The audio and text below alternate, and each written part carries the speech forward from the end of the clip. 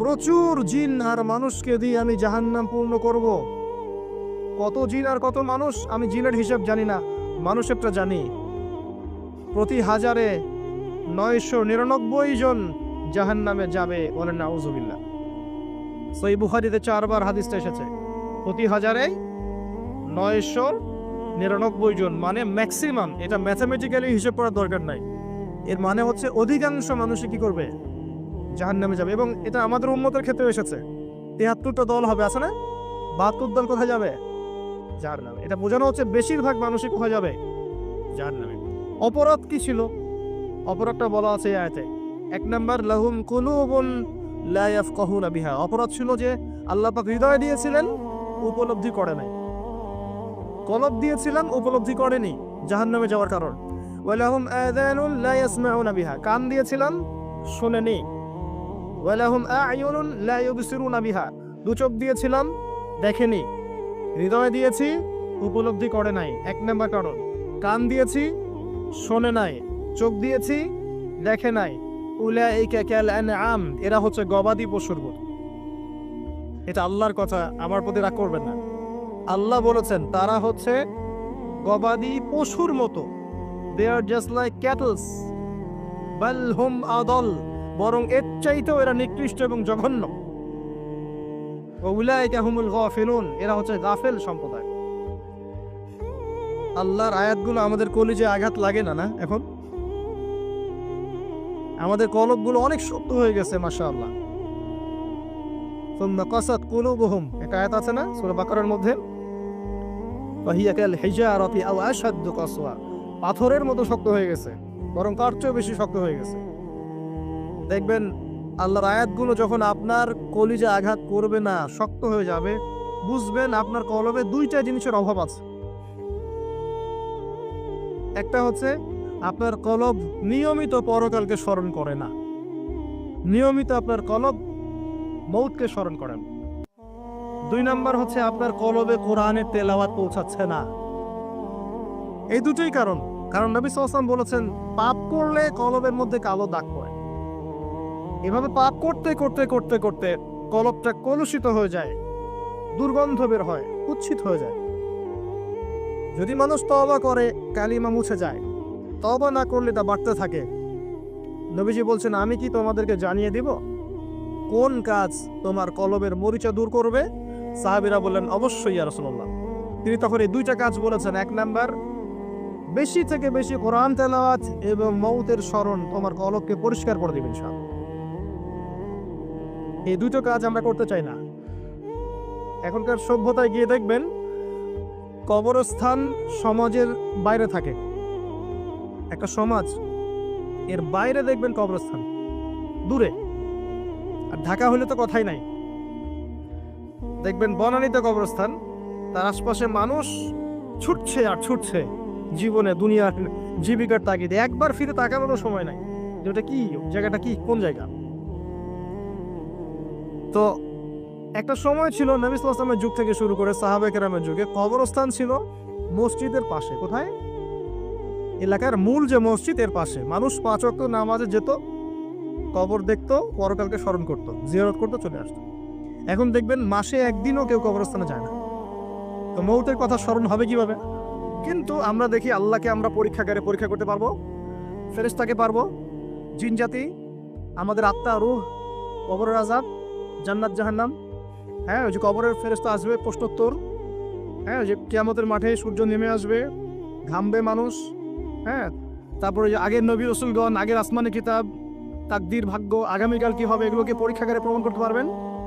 এই কারণেই তারা আমাদের এই ধর্মীয় কনসেপ্টে বিশ্বাস করে না।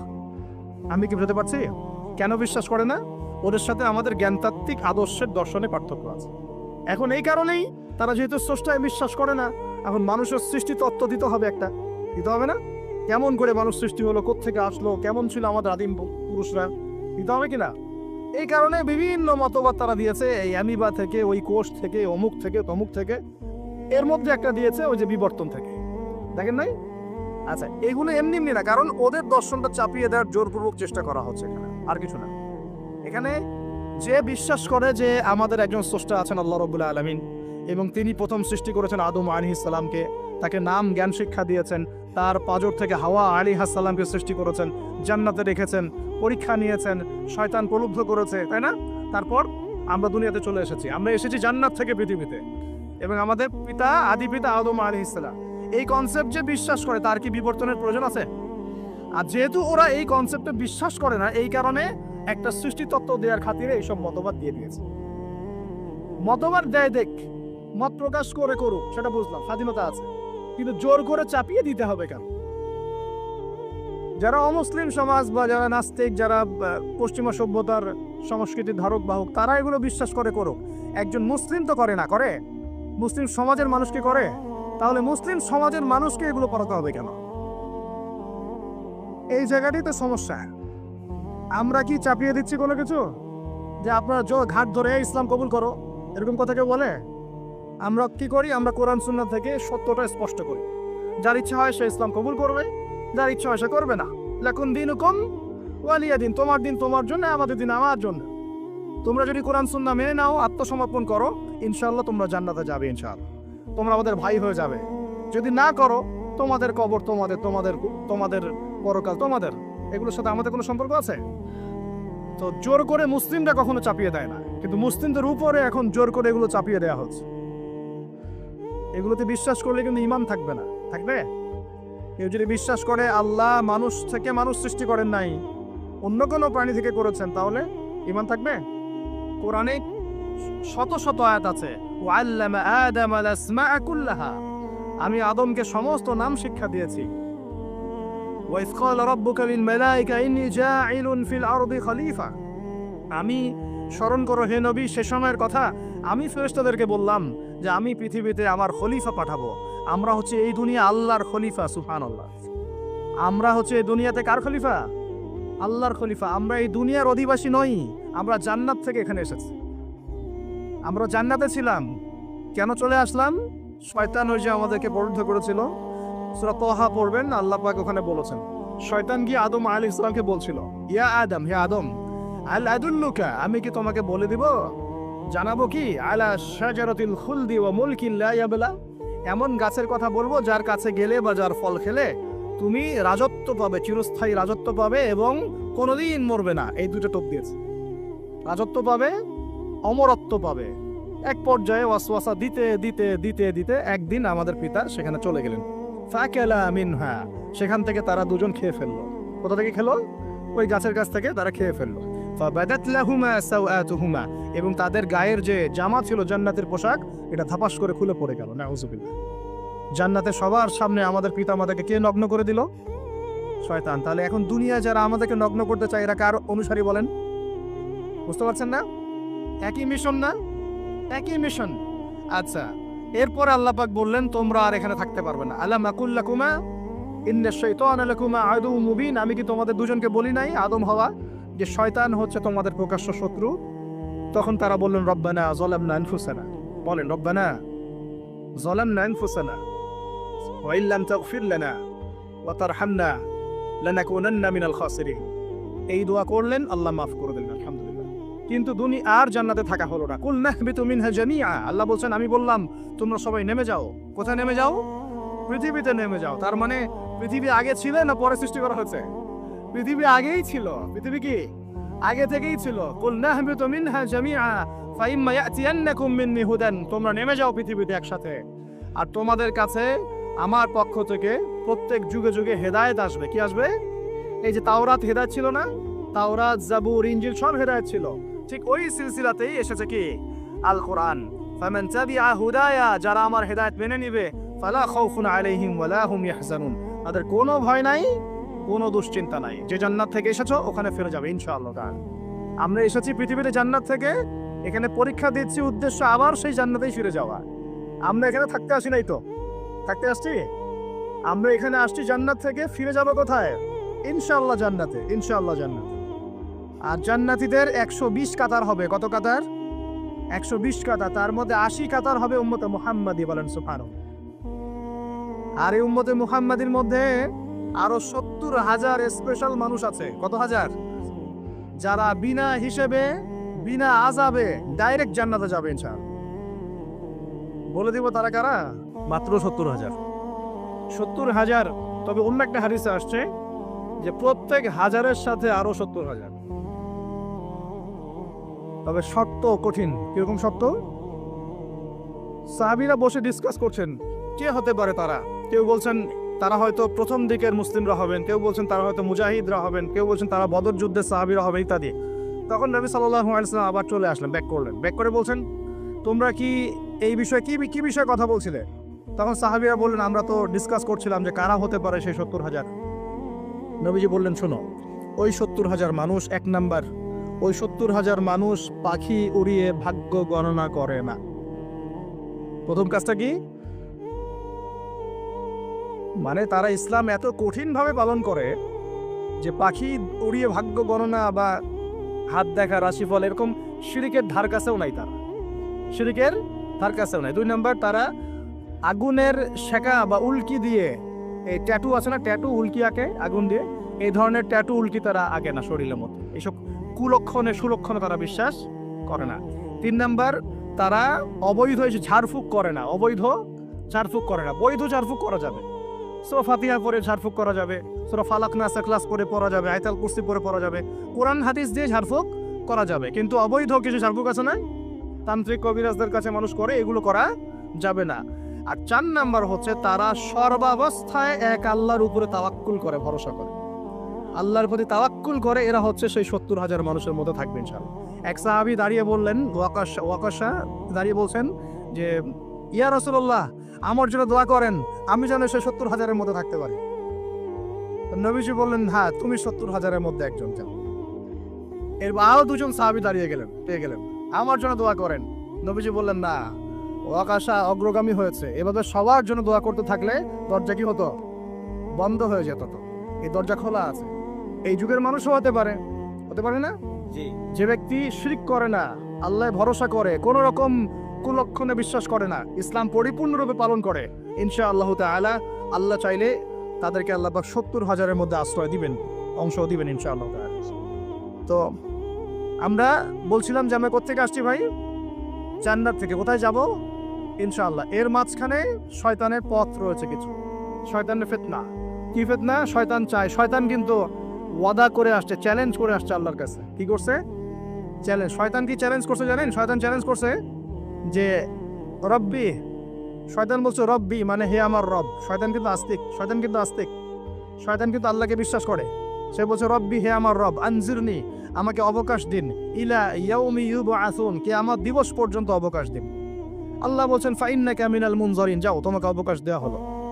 কিয়ামত পর্যন্ত সময় আল্লাহর কাছে এমন বড় কিছু নয়, খুব সামান্য। এবার সে বলছে রব্বি ফাবিমা আগওয়াইতানি, হে আল্লাহ, যে আদমের জন্য আজকে আমাকে জান্নাত থেকে বের করে দেয়া হলো সিজদা না করার কারণে, লাআকউদান্না লাহুম সিরাতাকাল মুস্তাকিম, ওই আদমকে জাহান্নামে নেয়ার জন্য আমি সরল পথে ওত পেতে বসে থাকবো। বসে থাকে না শয়তান?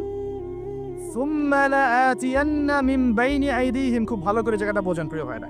শয়তান চ্যালেঞ্জ করে বলছে সুম্মা, এর পরে আমি আসব আদম সন্তানের সামন থেকে। কোত্থেকে?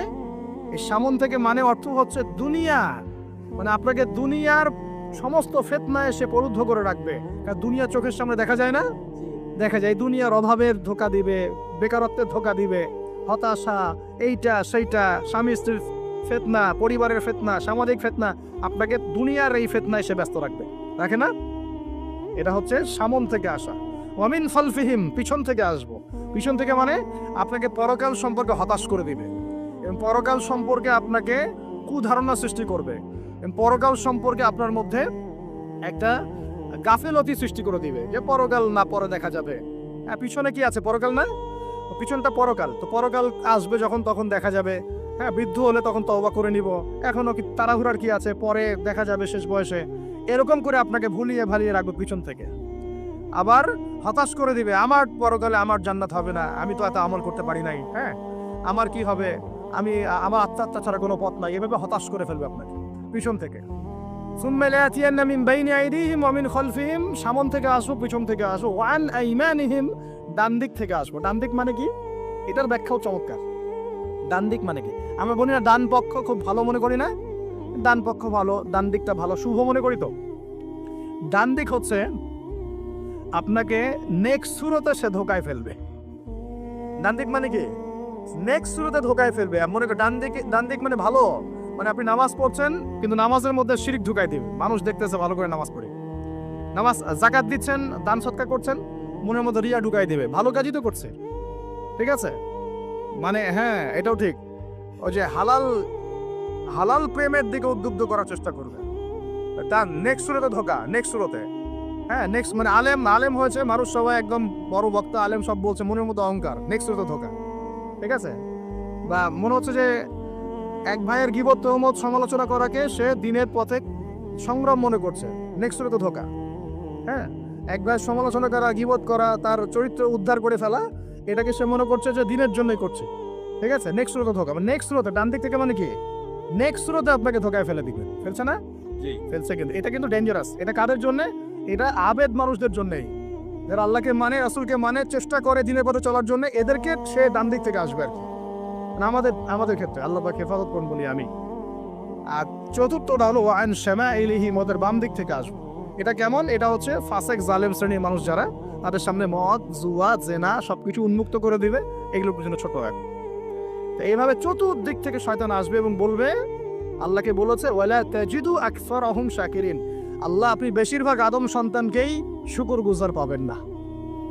এটা কি বাস্তব না? এখন বেশিরভাগ মুসলিম নামাজ পড়ে না? পড়ে না? বেশিরভাগ মুসলিম যাকাত দেয় কি দেয় না? রমজান মাস আসছে দেখবেন বেশিরভাগই অনেকেই রোজা রাখবে না, আছে না? রমজান মাসে মানুষ বেপরদায় চলছে না? রোজা রেখেও মানুষ মাপে কম দিবে না? নামাজ পড়েও সুদ খাচ্ছে না? মানে বেশিরভাগ মানুষ কিন্তু সত্যি সত্যি আল্লাহর পথে নাই। এই পৃথিবীতে বেশিরভাগ মানুষ বলছে আল্লাহর সন্তান আছে, নাউজুবিল্লাহ, বলছে না আল্লাহর সন্তান আছে। তো বেশিরভাগ মানুষকে আমি পথভ্রষ্ট করে ছাড়বো, শয়তান কিন্তু বলে গেছে, এবং সেটা কিন্তু বাস্তব হচ্ছেও। আল্লাহ পাক অন্য সূরায় বলেছেন ওয়া কালিলুম মিন ইবাদিয়াশ শাকুর, আমার শুকরগুজার বান্দা খুব কম হবে। কি হবে? কম হবে। হাদিসের মধ্যেও আসছে যে তোমরা ৭৩ দলে ভাগ হয়ে যাবে। কত দল? তার মধ্যে একটা মাত্র দল জান্নাতে যাবে। কয়টা দল? মা আনা আলাইহি ওয়া আসহাবি, আমি যার উপরে আছি, আমার সাহাবীরা যার উপরে আছে। তো বুঝতে পারছি যে জাহান্নামে বেশিরভাগ মানুষই যাবে, অল্প মানুষই জান্নাতে যাবে। তবে জান্নাতীদের মধ্যে বেশিরভাগ হবে উম্মতে মুহাম্মাদের মধ্যে ইনশাআল্লাহ তাআলা। আর তবে সুসংবাদ আছে। সুসংবাদ কি? আল্লাহ রাব্বুল আলামিন আমাদের নবীজিকে একটা ওয়াদা করেছেন, এটা গিফট, হাদিয়া দিয়েছেন। কিরকম হাদিয়া? আমাদের নবীজিকে আল্লাহ পাক বলেছেন, হে মুহাম্মদ সাল্লাল্লাহু আলাইহি ওয়াসাল্লাম, তোমার উম্মতের মধ্যে কোনো ব্যক্তি যদি আসমান জমিনের সমান গুনাহ করে কিন্তু তার আমল নামায় শিরকের কোনো পাপ থাকে না, শিরকের কোনো গুনাহ নাই, আমি তার সামনে আসমান জমিন সমান ক্ষমা নিয়ে হাজির হব ইনশাআল্লাহ। মানে যে ব্যক্তি লা ইলাহা ইল্লাল্লাহ মন থেকে পড়েছে, আমল করার চেষ্টা করেছে, শিরক থেকে বেঁচে থাকার চেষ্টা করেছে, ইনশাআল্লাহ একদিন না একদিন সে জান্নাতে যাবেই যাবে ইনশাআল্লাহ। এটা তো খুশির কথা আমাদের জন্য। আল্লাহ পাক আমাদেরকে তাওহীদপন্থী বানাক এবং শিরক থেকে বাঁচিয়ে রাখুন। এখন মুমিনের সংজ্ঞা তো বুঝলেন, এই সমস্ত গায়েবে আমরা বিশ্বাস করি বলেই আমরা কি মুমিন। এই মুমিনদেরকে আল্লাহ পাক বলছেন ইত্তাকুল্লাহ, তোমরা আল্লাহকে ভয় করো। কি করো? মুমিন হলেই মুত্তাকি হওয়া যাচ্ছে না। মুমিনদেরকে আল্লাহ পাক বলছেন যে আল্লাহকে ভয় করো। আল্লাহকে ভয় করার মানে কি? এক কথায় আমি একটা অ্যান্সার দিচ্ছি। সূরা হাশরে চলে যান। কোন সূরা? সূরা হাশর। এই সূরার 7 নম্বর আয়াত। কত নম্বর? আল্লাহ পাক বলছেন ওয়ামা আতাকুমুর রাসূলু ফাখুযুহু, রাসূলুল্লাহ সাল্লাল্লাহু আলাইহি ওয়াসাল্লাম তোমাদেরকে যা যা দিয়েছেন সব গ্রহণ করে নাও। রাসূল যা যা দিয়েছেন গ্রহণ করে নাও। ওয়ামা নাহাকুম আনহু ফান্তাহু, রাসূল যা যা নিষেধ করেছেন ছেড়ে দাও। সোজা কথা, রাসূল যা যা নিষেধ করেছেন ছেড়ে দাও। এই একটা মূলনীতি মেনে চলতে পারলেই মানুষ মুত্তাকি হয়ে যাবে ইনশাআল্লাহ। এত বেশি কথার দরকার নাই। এই একটা মূলনীতি, রাসূল যা যা দিয়েছেন নিয়ে নাও, রাসূল যা থেকে নিষেধ করেছেন ছেড়ে দাও, ইনশাআল্লাহ তোমরা সফল হয়ে যাবে, মুত্তাকি হয়ে যাবে। রাসূল কি দিয়েছেন একটু গুছাই দিই আপনাকে। এই যে ঘুমাবো আমরা, আচ্ছা শুরু করি আপনার চেহারা। রাসূল কি আমাদেরকে ক্লিন শেভ চেহারা দিয়েছেন? হ্যাঁ, আজকে এক ভাই আমাকে টেক্সট করলো, কোথায় জানি বাংলাদেশের বাধ্যতামূলক করা হয়েছে একটা প্রতিষ্ঠানে ভর্তি হতে হলে ক্লিন শেভ করতে হবে। তো চিন্তা করেন কিভাবে ফোর্স করা হচ্ছে। এভাবে তো বলতে পারতেন যে যার ইচ্ছা হয় সে শেভ করবে, যার ইচ্ছা হয় সে দাড়ি রাখবে। এটা চাপিয়ে দেওয়া হলো না, হলো? এটা চাপিয়ে দেওয়া হলো না। আমরা যদি বলি যার ইচ্ছা হয় সে শেভ করবে, যার ইচ্ছা হয় সে দাড়ি রাখবে, এটা কি চাপিয়ে দেওয়া হলো? এটা কি দাড়ি রাখা চাপিয়ে দিলাম? কিন্তু তারা বলছে দাড়ি শেভ না করলে ভর্তি হওয়া যাবে না। চাপিয়ে দিল না? ধ্বংস হোক এদের। কি হোক এদের? ধ্বংস হোক। আল্লাহ পাক ধ্বংস করুক এদেরকে। যারা নবীর সুন্নতকে এভাবে জবাই করে তাকে ধ্বংস করুক আল্লাহ পাক।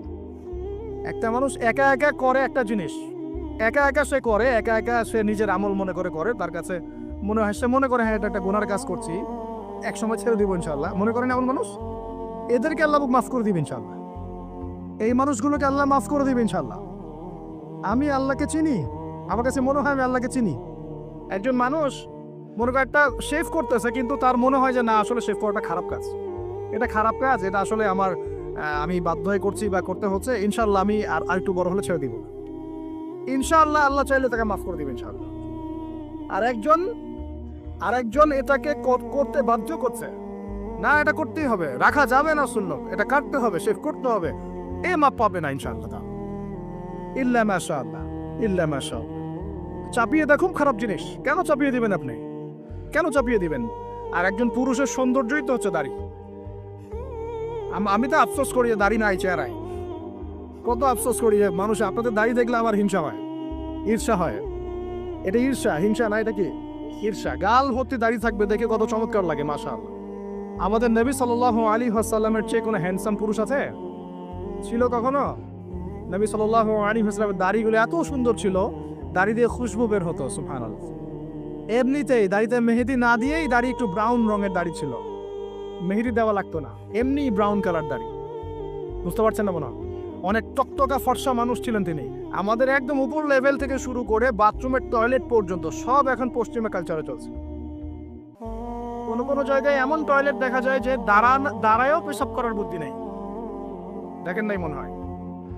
একটা তো স্টেনজা করতে হয় বা পায়ে ভর দিয়ে। কোন পায়ে? এখন এই যে ইংলিশ কমোডে আপনি বা পায়ে ভর দিয়ে কেমনে করবেন বলেন দেখি, কিভাবে সুযোগ আছে? আর পাবলিক টয়লেট যদি হয় তাহলে ওইটা পড়াতে বসলে কাপড় এগুলো পাক থাকবে, ওটাতে নামাজ হবে? চিন্তা করেন তো, এটা সূচিবায়ু হয় না? আচ্ছা, সব জায়গায় পশ্চিমা সভ্যতা ঢুকে গেছে এখন, সব জায়গায়, বাথরুম থেকে শুরু করে একদম ওই বিশ্ব পরিচালনা পর্যন্ত সব ওদের শূন্যতা চলছে। আর কিছু দেখলাম যে এরকম কিছু বোল বা বাটির মতো রেখে দিয়েছে, ওখানে দাঁড়ায় দাঁড়াই ধরে ধরে করতে হবে। হ্যাঁ, এখন দেখা যায় কোনো মানুষের হাইট 6 ফুট, কোনো মানুষের 5 ফুট, কোনো মানুষের 4 ফুট। এখন যদি ম্যাচ না করে আমি কি করবে? বাপ যদি ঠিক না হয় কি করবে? চিন্তা, এগুলো দেখেন নাই মনে হয়? দেখবেন, ঘুরতে থাকেন। আল্লাহ পাক কি বলেছেন? সিরু ফিল আরদ, জমিনে বিচরণ করো, ঘোরো, জমিন ঘুরে দেখো, ফানজুর, দেখো কাইফা কানা আকিবাতুল মুকাজ্জিবিন, আল্লাহর বিধান যারা অস্বীকার করেছে ওদের কি পরিণতি হয়েছে দেখো। ঘুরতে বলেছে আল্লাহ পাক। তো দেখেন আমাদের সব সুন্নতগুলো কেন জানি আস্তে আস্তে ওইদিকে চলে যাচ্ছে। আল্লাহ পাক বাঁচাক আমাদেরকে। চেহারা থেকে শুরু হবে, আপনার কথাবার্তা, আপনার চাল চলন, আপনার আকীদা, পোশাক পরিচ্ছদ, বাথরুম, পরিবার, আপনার ব্যবসা, আপনার ইবাদত, জিকির আজগার, তাসবিহ তাহলিল, সমাজ পরিচালনা এবং রাষ্ট্র পরিচালনা পর্যন্ত প্রত্যেকটা কাজ নবী সাল্লাল্লাহু আলাইহি ওয়াসাল্লামের সুন্নত মতো করার পাক্কা নিয়াত করতে হবে। কতটুকু পারি না পারি আল্লাহ দেখবেন, কিন্তু চেষ্টা করতে হবে ইনশাআল্লাহ। ব্যক্তি পর্যায়ে তো পারবো নাকি? এখানে তো আমাকে কেউ ফোর্স করবে না, করবে? আমি যদি দাড়ি ছেড়ে দিই কারো কিছু বলার আছে?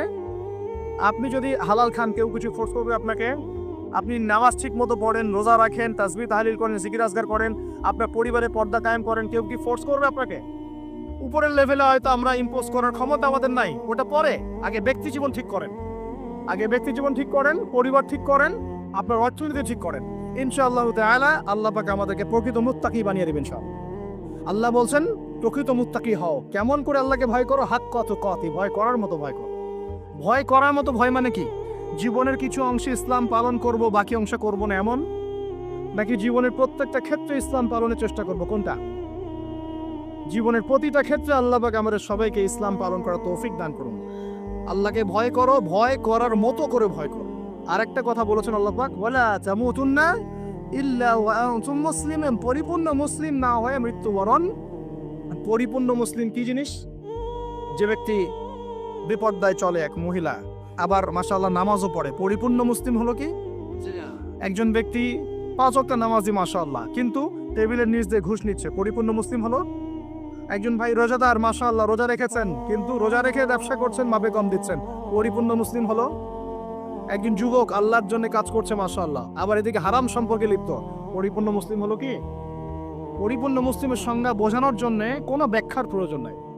পরিপূর্ণ মুসলিম মানে উদখুলু ফিস সিলমি কাফা, তোমরা ইসলামের হুকুম আহকামকে পরিপূর্ণরূপে গ্রহণ করো, ইসলামে পরিপূর্ণরূপে প্রবেশ করো, ব্যাস।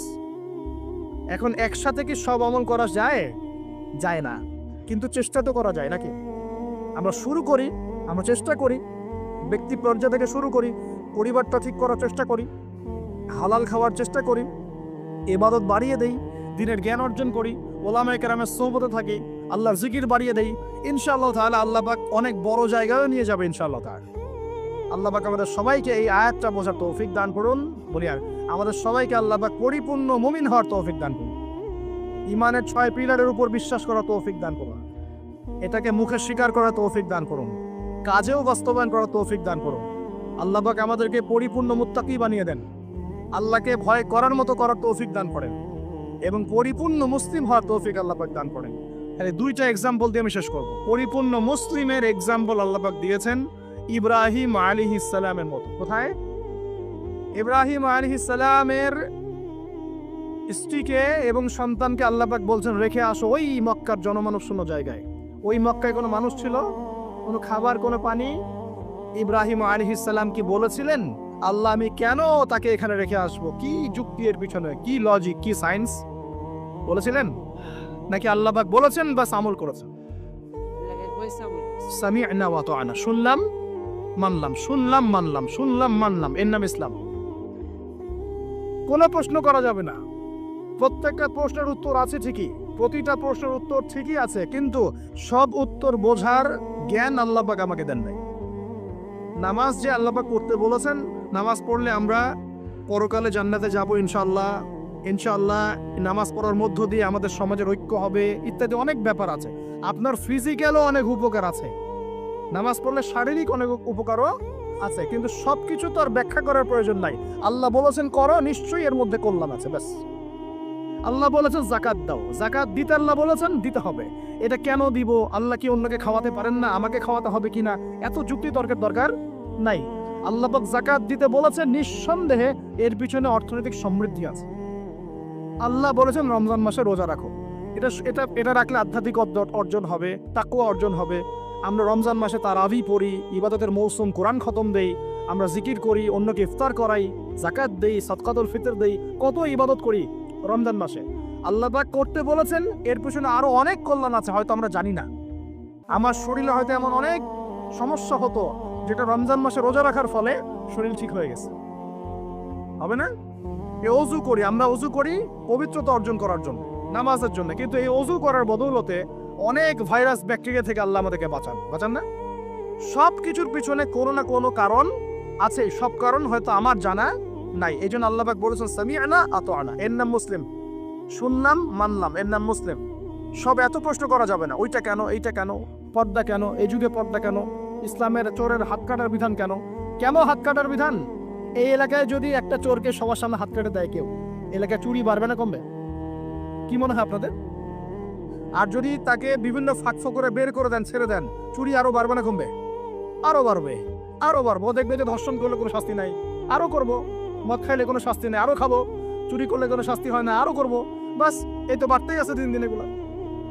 আর যদি সবার সামনে ধরে একটা ধর্ষককে ফাঁসি দিয়ে দেন, আর ভয়ে কেউ ধর্ষণ করার চেষ্টা করবে না। আল্লাহ পাকের বিধান প্রতিটাই কল্যাণকর। এখন মানুষকে এগুলো বোঝাতে হয়। আফসোস, কিছু মানুষ বলে ভাই সব জায়গায় ধর্ম টেনে আনবেন না। সব জায়গায় ধর্ম টেনে আনবো না মানে কি?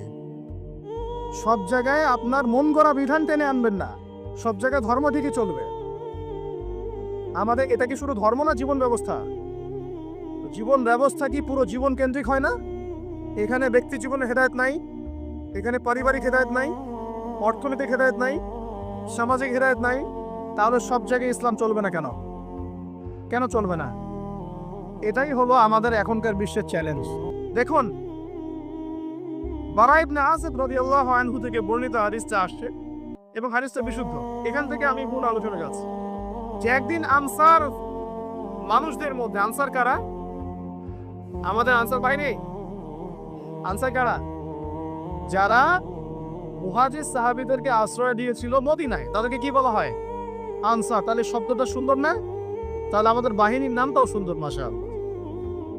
তো আনসার সাহাবীদের মধ্যে একজন ইন্তেকাল করেছেন। ইন্নালিল্লাহি ওয়া ইন্না ইলাইহি রাজিউন। এখন তাকে দাফন করা হচ্ছে, আর নবী সাল্লাল্লাহু আলাইহি ওয়াসাল্লাম কবরের পাশে চুপ করে বসে পড়লেন। তার বসা দেখা দেখি বাকি সাহাবীরাও তাকে ঘিরে গোল করে বসে পড়লেন। তারা বলছেন, আমরা এমন ভাবে এখানে বসেছিলাম যেন আমাদের মাথার উপরে পাখি এসে বসতে পারে। চুপচাপ, কোনো নড়াচড়া নাই। দেখেন রাসূলের সাথে বসার সুন্নত দেখেন। কোরআন এবং হাদিসের মাহফিলে বসার কিন্তু সুন্নত আছে। এখানে বসে বুনিয়াবি এত গল্পগুজব করা যাবে না। এই মোবাইল টোবাইল হাবি জাবি এত ব্যস্ত থাকা যাবে না। দিলের কান দিয়ে শুনতে হবে, ঠিক আছে? আদব আছে, না হলে কথা আপনার উপর তাসির করবে না। তারা এমন ভাবে বসেছিলেন যেন মাথার উপরে পাখি বসতে পারে। সুবহানাল্লাহ। এবার নবী করিম সাল্লাল্লাহু আলাইহি ওয়াসাল্লাম বলছেন যে যখন মাইয়িতকে কবরে শোয়ানো হয় তখন সে তাকে দাফন করে যাওয়া ব্যক্তিদের হাঁটার খসখস আওয়াজ শুনতে পায়। এরপরে তাকে যখন শুইয়ে দেওয়া হয়, সে যদি মুমিন ব্যক্তি হয় তাহলে তার মাথার দিকে তার সালাত এসে দাঁড়িয়ে যায়। দুনিয়াতে আপনি যে নামাজগুলো পড়েছেন, আমি যে নামাজগুলো পড়ছি, এগুলো মাথার দিকে দাঁড়িয়ে যায়। ডান দিকে চলে আসে তার সওম, সওম মানে কি? রোজা। বাম দিকে চলে আসে যাকাত, যাকাত মানে কি? যাকাতের সাথে তো আমরা পরিচিত নই। আমরা ওই যে রাস্তাঘাটে যে দান খয়রাতগুলো উঠানো হয়, এগুলোর সাথে খুব পরিচিত, তাই না? কত টাকা কত পয়সা তিনি গান গড়ে আর টাকা কালেকশন করে না। অনেক সময় দেখা যায় রাস্তায় যাচ্ছি আমরা গাড়ি নিয়ে, পারলে গাড়ির সামনে এসে হুমড়ি খেয়ে পড়বে টাকা নেওয়ার জন্য। এইভাবে টাকা কালেকশন করতে কে শিখিয়েছে ইসলামে? আর আমরা অনেক সময় ছোট ছোট বাচ্চাদেরকে দিয়ে, মাদ্রাসার ছোট ছোট বাচ্চাদেরকে দিয়ে টাকা কালেকশন করাই। এটা ঠিক না। কেন ঠিক না জানেন? ছোটবেলা থেকেই ওর ব্যক্তিত্ব নষ্ট হচ্ছে।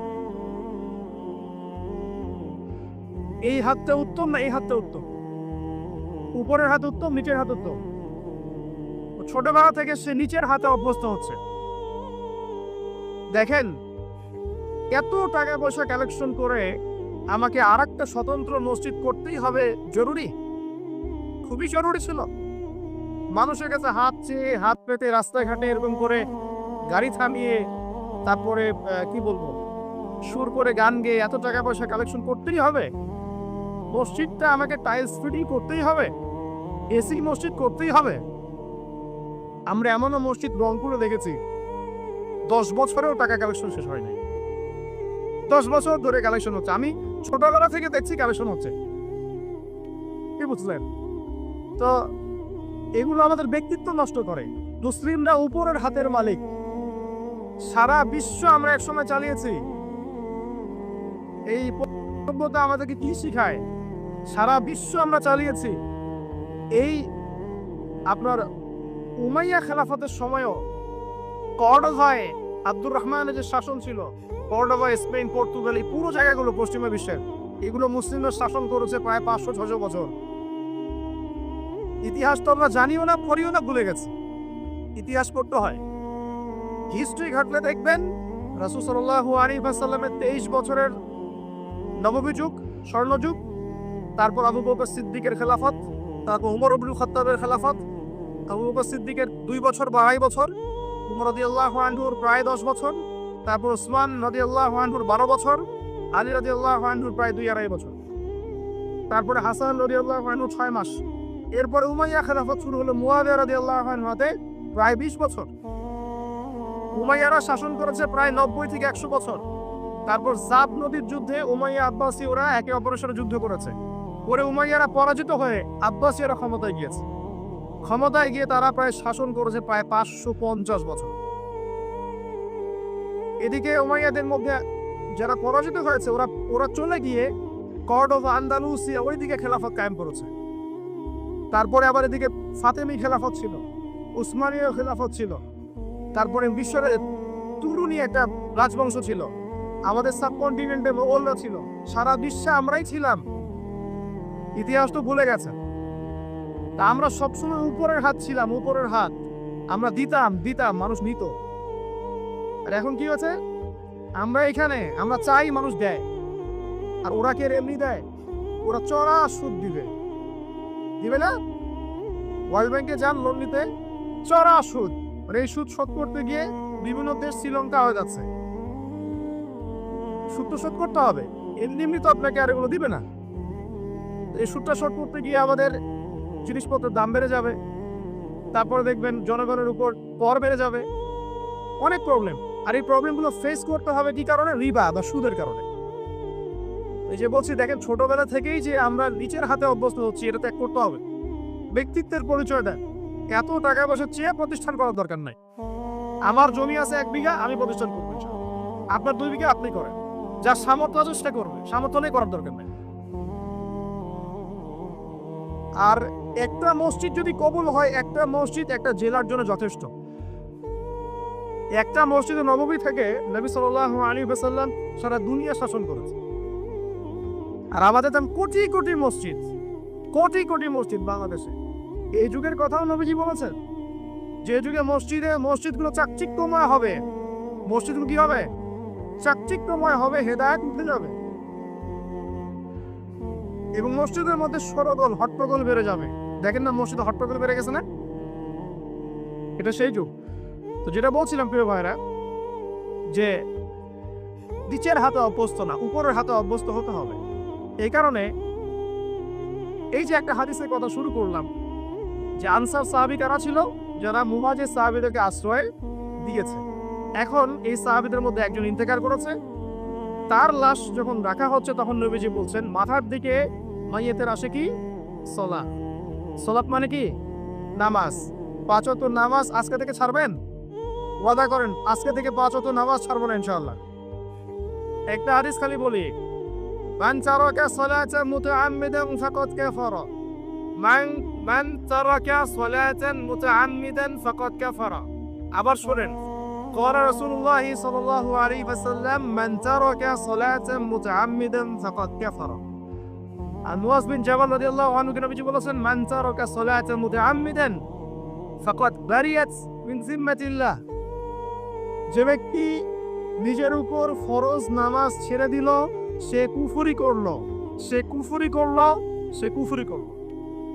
মুআয বিন জাবালকে নবী সাল্লাল্লাহু আলাইহি ওয়াসাল্লাম বলছেন, যে ব্যক্তি ফরজ নামাজ ইচ্ছা করে ছেড়ে দিল, সে ব্যক্তি আল্লাহর জিম্মা থেকে মুক্ত হয়ে গেল। নামাজ ছাড়বেন প্রিয় ভাই, 5 ওয়াক্ত নামাজ জামাতের সাথে ইনশাআল্লাহ। আল্লাহ আমাকে তৌফিক দেয়, আপনাদের সবাইকে তৌফিক দান করুন। জামাত যদি না পান, একা পড়ে নেবেন, ঠিক আছে? যদি ঘুমিয়ে থাকেন, ঘুম থেকে উঠে পড়বেন। ভুলে গেছেন, যখন মনে হবে তখন পড়বেন। ওযু করার পানি নাই, কি করবেন? তায়াম্মুম করবেন। তায়াম্মুমেরও কিছু নাই, আপনার কোনো কাপড়ই নাই, সতর ঢাকার কোনো কাপড়ই নাই, কি করবেন? বসে নামাজ পড়বেন ওই অবস্থাতেই। এটা কোনো মাফ নাই। মানে আপনার ওযু করার কোনো পানি নাই, তায়াম্মুমের কিছুই নাই, কাপড়ও নাই সতরে, তখনও নগ্ন হয়ে বসেই নামাজ পড়তে হবে, মাফ নাই। যখন শোয়ানো হবে, মাথা থেকে কি থাকবে? সালাত।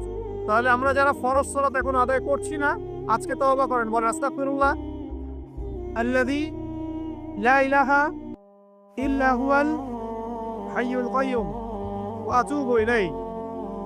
হে আল্লাহ, আমরা তওবা করছি, সারা জীবনে যত নামাজ পড়ি নাই, এই সমস্ত নামাজ না পড়ার পাপ থেকে তোমার কাছে তওবা করছি। ঠিক আছে? এটা আস্তাগফিরুল্লাহর অর্থ নয়, আমি বাংলায় বললাম। আর যদি নামাজ কাজা করে আদায় করে দিতে পারেন, আলহামদুলিল্লাহ, খুবই ভালো হয়। যদি নাও পারেন, তাও এখন থেকে আর কোনো নামাজ বাদ দিয়ে না, আর বেশি বেশি নফল নামাজ পড়ার চেষ্টা করেন। আল্লাহ পাক তৌফিক দান করুন। আসুন, তারপরে ডান দিকে কি? সওম। সওম মানে কি? রোজা। রমজান মাসে রোজা রাখি সবাই তো, মাশাআল্লাহ। এবার বাম দিকে কি? যাকাত। যেটা বলছিলাম, যাকাতের সাথে আমরা খুব একটা পরিচিত নই, অথচ যাকাত একটা ফরজ ইবাদত। কেউ যদি নামাজ এবং যাকাতের মধ্যে পার্থক্য করে, সে ব্যক্তি কাফের হয়ে যাবে। বাম দিকে মাইয়াতে থাকবে কি ভাই? যাকাত। তারপরে পায়ের দিকে চলে আসবে তার আত্মীয়তার সম্পর্ক রক্ষার ইবাদত, তার এই যে অন্যান্য দান সদকা, তার নফল আমল, তার তাসবিহ তাহলিল, তার কোরআন তেলাওয়াত ইত্যাদি পায়ের দিকে চলে আসবে। এখানে একটা হাদিস এসেছে, সূরাতুল মুলক যে ব্যক্তি রাতের বেলা তেলাওয়াত করবে, কোন সূরা ভাই? তাবারাকাল্লাযী বিয়াদিহিল মুলক ওয়া হুয়া আলা কুল্লি শাইইন কাদির। এই সূরা যে ব্যক্তি রাতের বেলা করে তেলাওয়াত করবে, ইনশাআল্লাহ সূরা মুলক কবরে তার সাথে থাকবে এবং কবর আযাব থেকে সূরা মুলক তাকে বাঁচাবে ইনশাআল্লাহ। আমি বুঝাচ্ছি যে কি অবস্থাটা হবে। এবার দুজন ফেরেশতা মাথার দিক থেকে আসবেন, আসতে চাইবেন, সালাত বলবে এখান দিয়ে আসা যাবে না, এদিক দিয়ে আসা যাবে না। ডান দিক দিয়ে আসতে চাইবেন, এদিক দিয়ে আসা যাবে না। বাম দিক দিয়ে আসতে চাইবেন, যাকাত বলবে এদিক দিয়ে আসা যাবে না। পায়ের দিক দিয়ে আসতে চাইবেন, আমলগুলো বলবে এদিক দিয়ে আসা যাবে না। তখন যাই হোক, তারা আসবেন। এটা কথা কি? এটা কথাটা হচ্ছে যে সালাতের গুরুত্ব। সে সালাত আদায় করেছে, সে আমার হক আদায় করেছে, আমি তার পক্ষে আছি, পক্ষে বোঝাচ্ছে।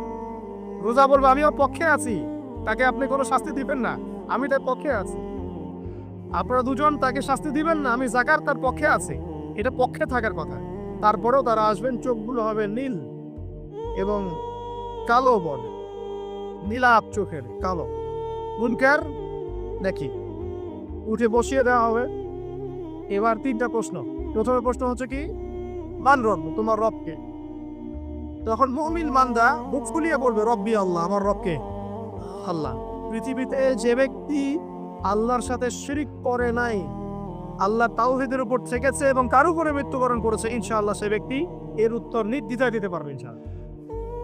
আর দুনিয়াতে যে বা যারাই আল্লাহর সাথে শিরিক করবে, আল্লাহর সাথে শিরকের পাবে লিপ্ত হবে, ওই অবস্থায় মারা যাবে, তাওহীদের উপর থাকবে না, কোশ্চিন কালেও মান রব্বুক উত্তর দিতে পারবে না। তারপর প্রশ্ন হয়ে যাবে বা দিনুক, তোমার দিন কি ছিল? মুমিন বান্দা উত্তর দিবে কি, দিন ইয়াল ইসলাম, আমার দিন ছিল ইসলাম। এখানে শুনে রাখেন, পৃথিবীতে যারা ইসলামকে পরিপূর্ণরূপে পালন করবে তারাই এই উত্তর দিতে পারবে ইনশাআল্লাহ। যারা ইসলামকে ঠাট্টা বিদ্রুপের হাসি তামাশার পাত্র বানিয়েছে, মন চাইলে কিছু করি, মন চাইলে কিছু করি না, সহজ গুলো একটু আমল করি, বাকি কিছুর আমল ধারি না, হ্যাঁ, নামাজ পড়ি, সুদ ছাড়তে পারি না, ঠিক আছে, বছর বছর উমরা করি, এদিকে ঘুষ দুর্নীতি ছাড়তে পারি না, ইসলামকে ঠাট্টা তামাশার পাত্র বানিয়েছে, এরা কোশ্চিন কারো উত্তর দিতে পারবে না। মা দিলে পরিপূর্ণরূপে ইসলামে প্রবেশ করতে বলেছেন আল্লাহ রাব্বুল আলামিন। যারা পরিপূর্ণরূপে ইসলামে প্রবেশ করবে এবং ইসলামের প্রতিটা মৌলিক বিধান মেনে চলবে, ইনশাআল্লাহ তারা এর উত্তর দিতে পারবে। এরপরে আসবে তৃতীয় প্রশ্ন। নবী সাল্লাল্লাহু আলাইহি ওয়াসাল্লামকে দেখানো হবে, যখন দেখানো হবে তখন সূর্য যখন ডুবে যায়, যে দৃশ্যটা আমরা দেখতে পারি না, ওই দৃশ্যটা ভেসে উঠবে এবং মুমিন বান্দা অস্থির হয়ে যাবে, বলবে আমাকে ছেড়ে দাও, আমি নামাজ পড়বো। সুবহানাল্লাহ। তার কারণ তার কাছে মনে হবে যে আসরের ওয়াক্ত হয়ে গেছে, আসরের ওয়াক্ত চলে যাচ্ছে, আমাকে নামাজ পড়তে হবে। চিন্তা করেছেন?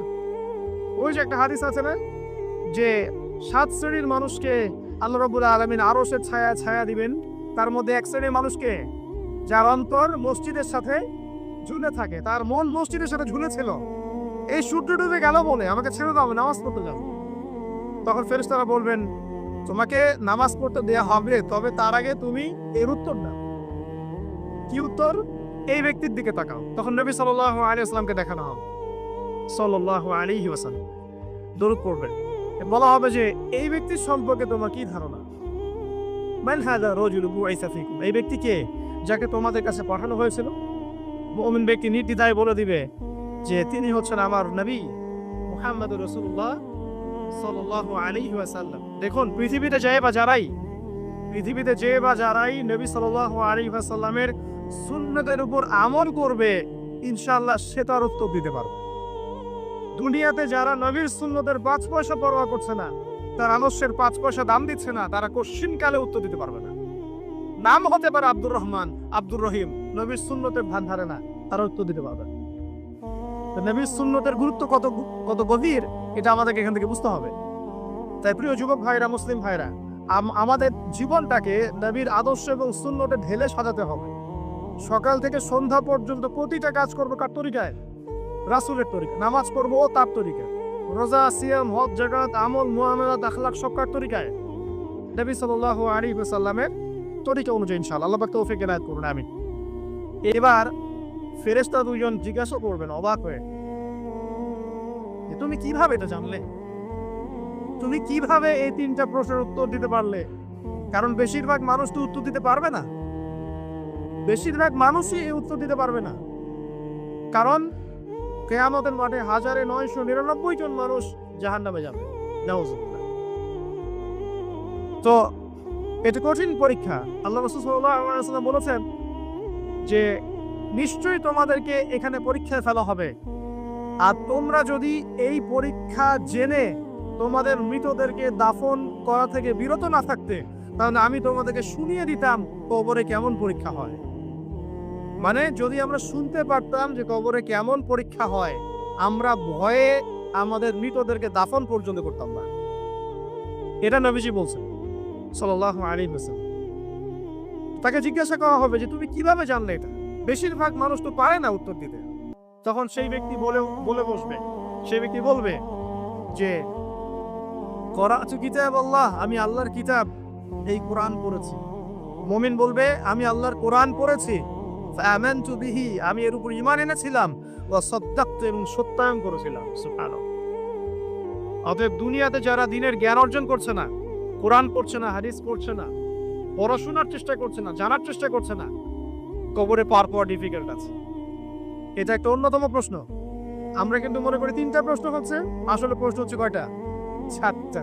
তিনটার পরে আরো একটা এক্সট্রা। কিভাবে জানলে? তোর উত্তর দিচ্ছে আমি আল্লাহর কিতাব পড়েছি, ঈমান এনেছি, সত্যায়ন করেছি। সুবহানাল্লাহ। নবী সাল্লাল্লাহু আলাইহি ওয়াসাল্লাম হাদিসের পরের অংশে বলছেন যে যখন কাফের বান্দাকে উঠানো হবে, তখন ডানেও কিছু নাই, বামেও কিছু নাই, সামনে পিছনে কিচ্ছু নাই। মাথার দিক থেকে ফেরেশতারা চলে আসবেন, উঠিয়ে বসানো হবে, প্রশ্ন করা হবে কে তোমার রব? একটাই উত্তর, লা আদরি, আমি জানি না। নাউজুবিল্লাহ। কি তোমার দিন? লা আদরি, আমি জানি না। এই যে আল্লাহর তো খবর নাই, আল্লাহ পাকের বিধান মেনে চলার কোনো খবরই নাই, পরোয়াই নাই। সে জানবে কিভাবে ইসলাম কি জিনিস? সে জানবে কিভাবে আল্লাহ কি জিনিস? ও তো আল্লাহকে চিনেই না। দিব্যি বলে বেড়াচ্ছে মহাবিশ্ব সৃষ্টি হয়েছে বিগ ব্যাং থেকে, আল্লাহ বলে কেউ নাই। মানুষ সৃষ্টি হয়েছে বান্দর থেকে, নাউজুবিল্লাহ। ওই যে ডারউইনের মতবাদ, কি থিওরি অফ এভলিউশন নাকি? হ্যাঁ, তাই তো মনে হয়। অনেক দিন আগে পড়ছি ভাই, ভুলে গেছি। তো যাই হোক, মানুষ তো আল্লাহকে চিনছে না। এখনো মানুষ মনে করছে যে আল্লাহ বলতে কেউ নাই। এবং এই মুক্ত চিন্তার নামে, বাক স্বাধীনতার নামে নাস্তিকতার যে চর্চাটা বেড়েছে বাংলায়, এটা আশঙ্কাজনক। বড় বড় বিশ্ববিদ্যালয় থেকে পড়ে আসছে, অনেক সময় দেখলাম বড় বিশ্ববিদ্যালয়ের প্রফেসর, সে বলছে যে মহাবিশ্ব বিগ ব্যাং দিয়ে সৃষ্টি হয়েছে, সৃষ্টিকর্তা নাই এখানে।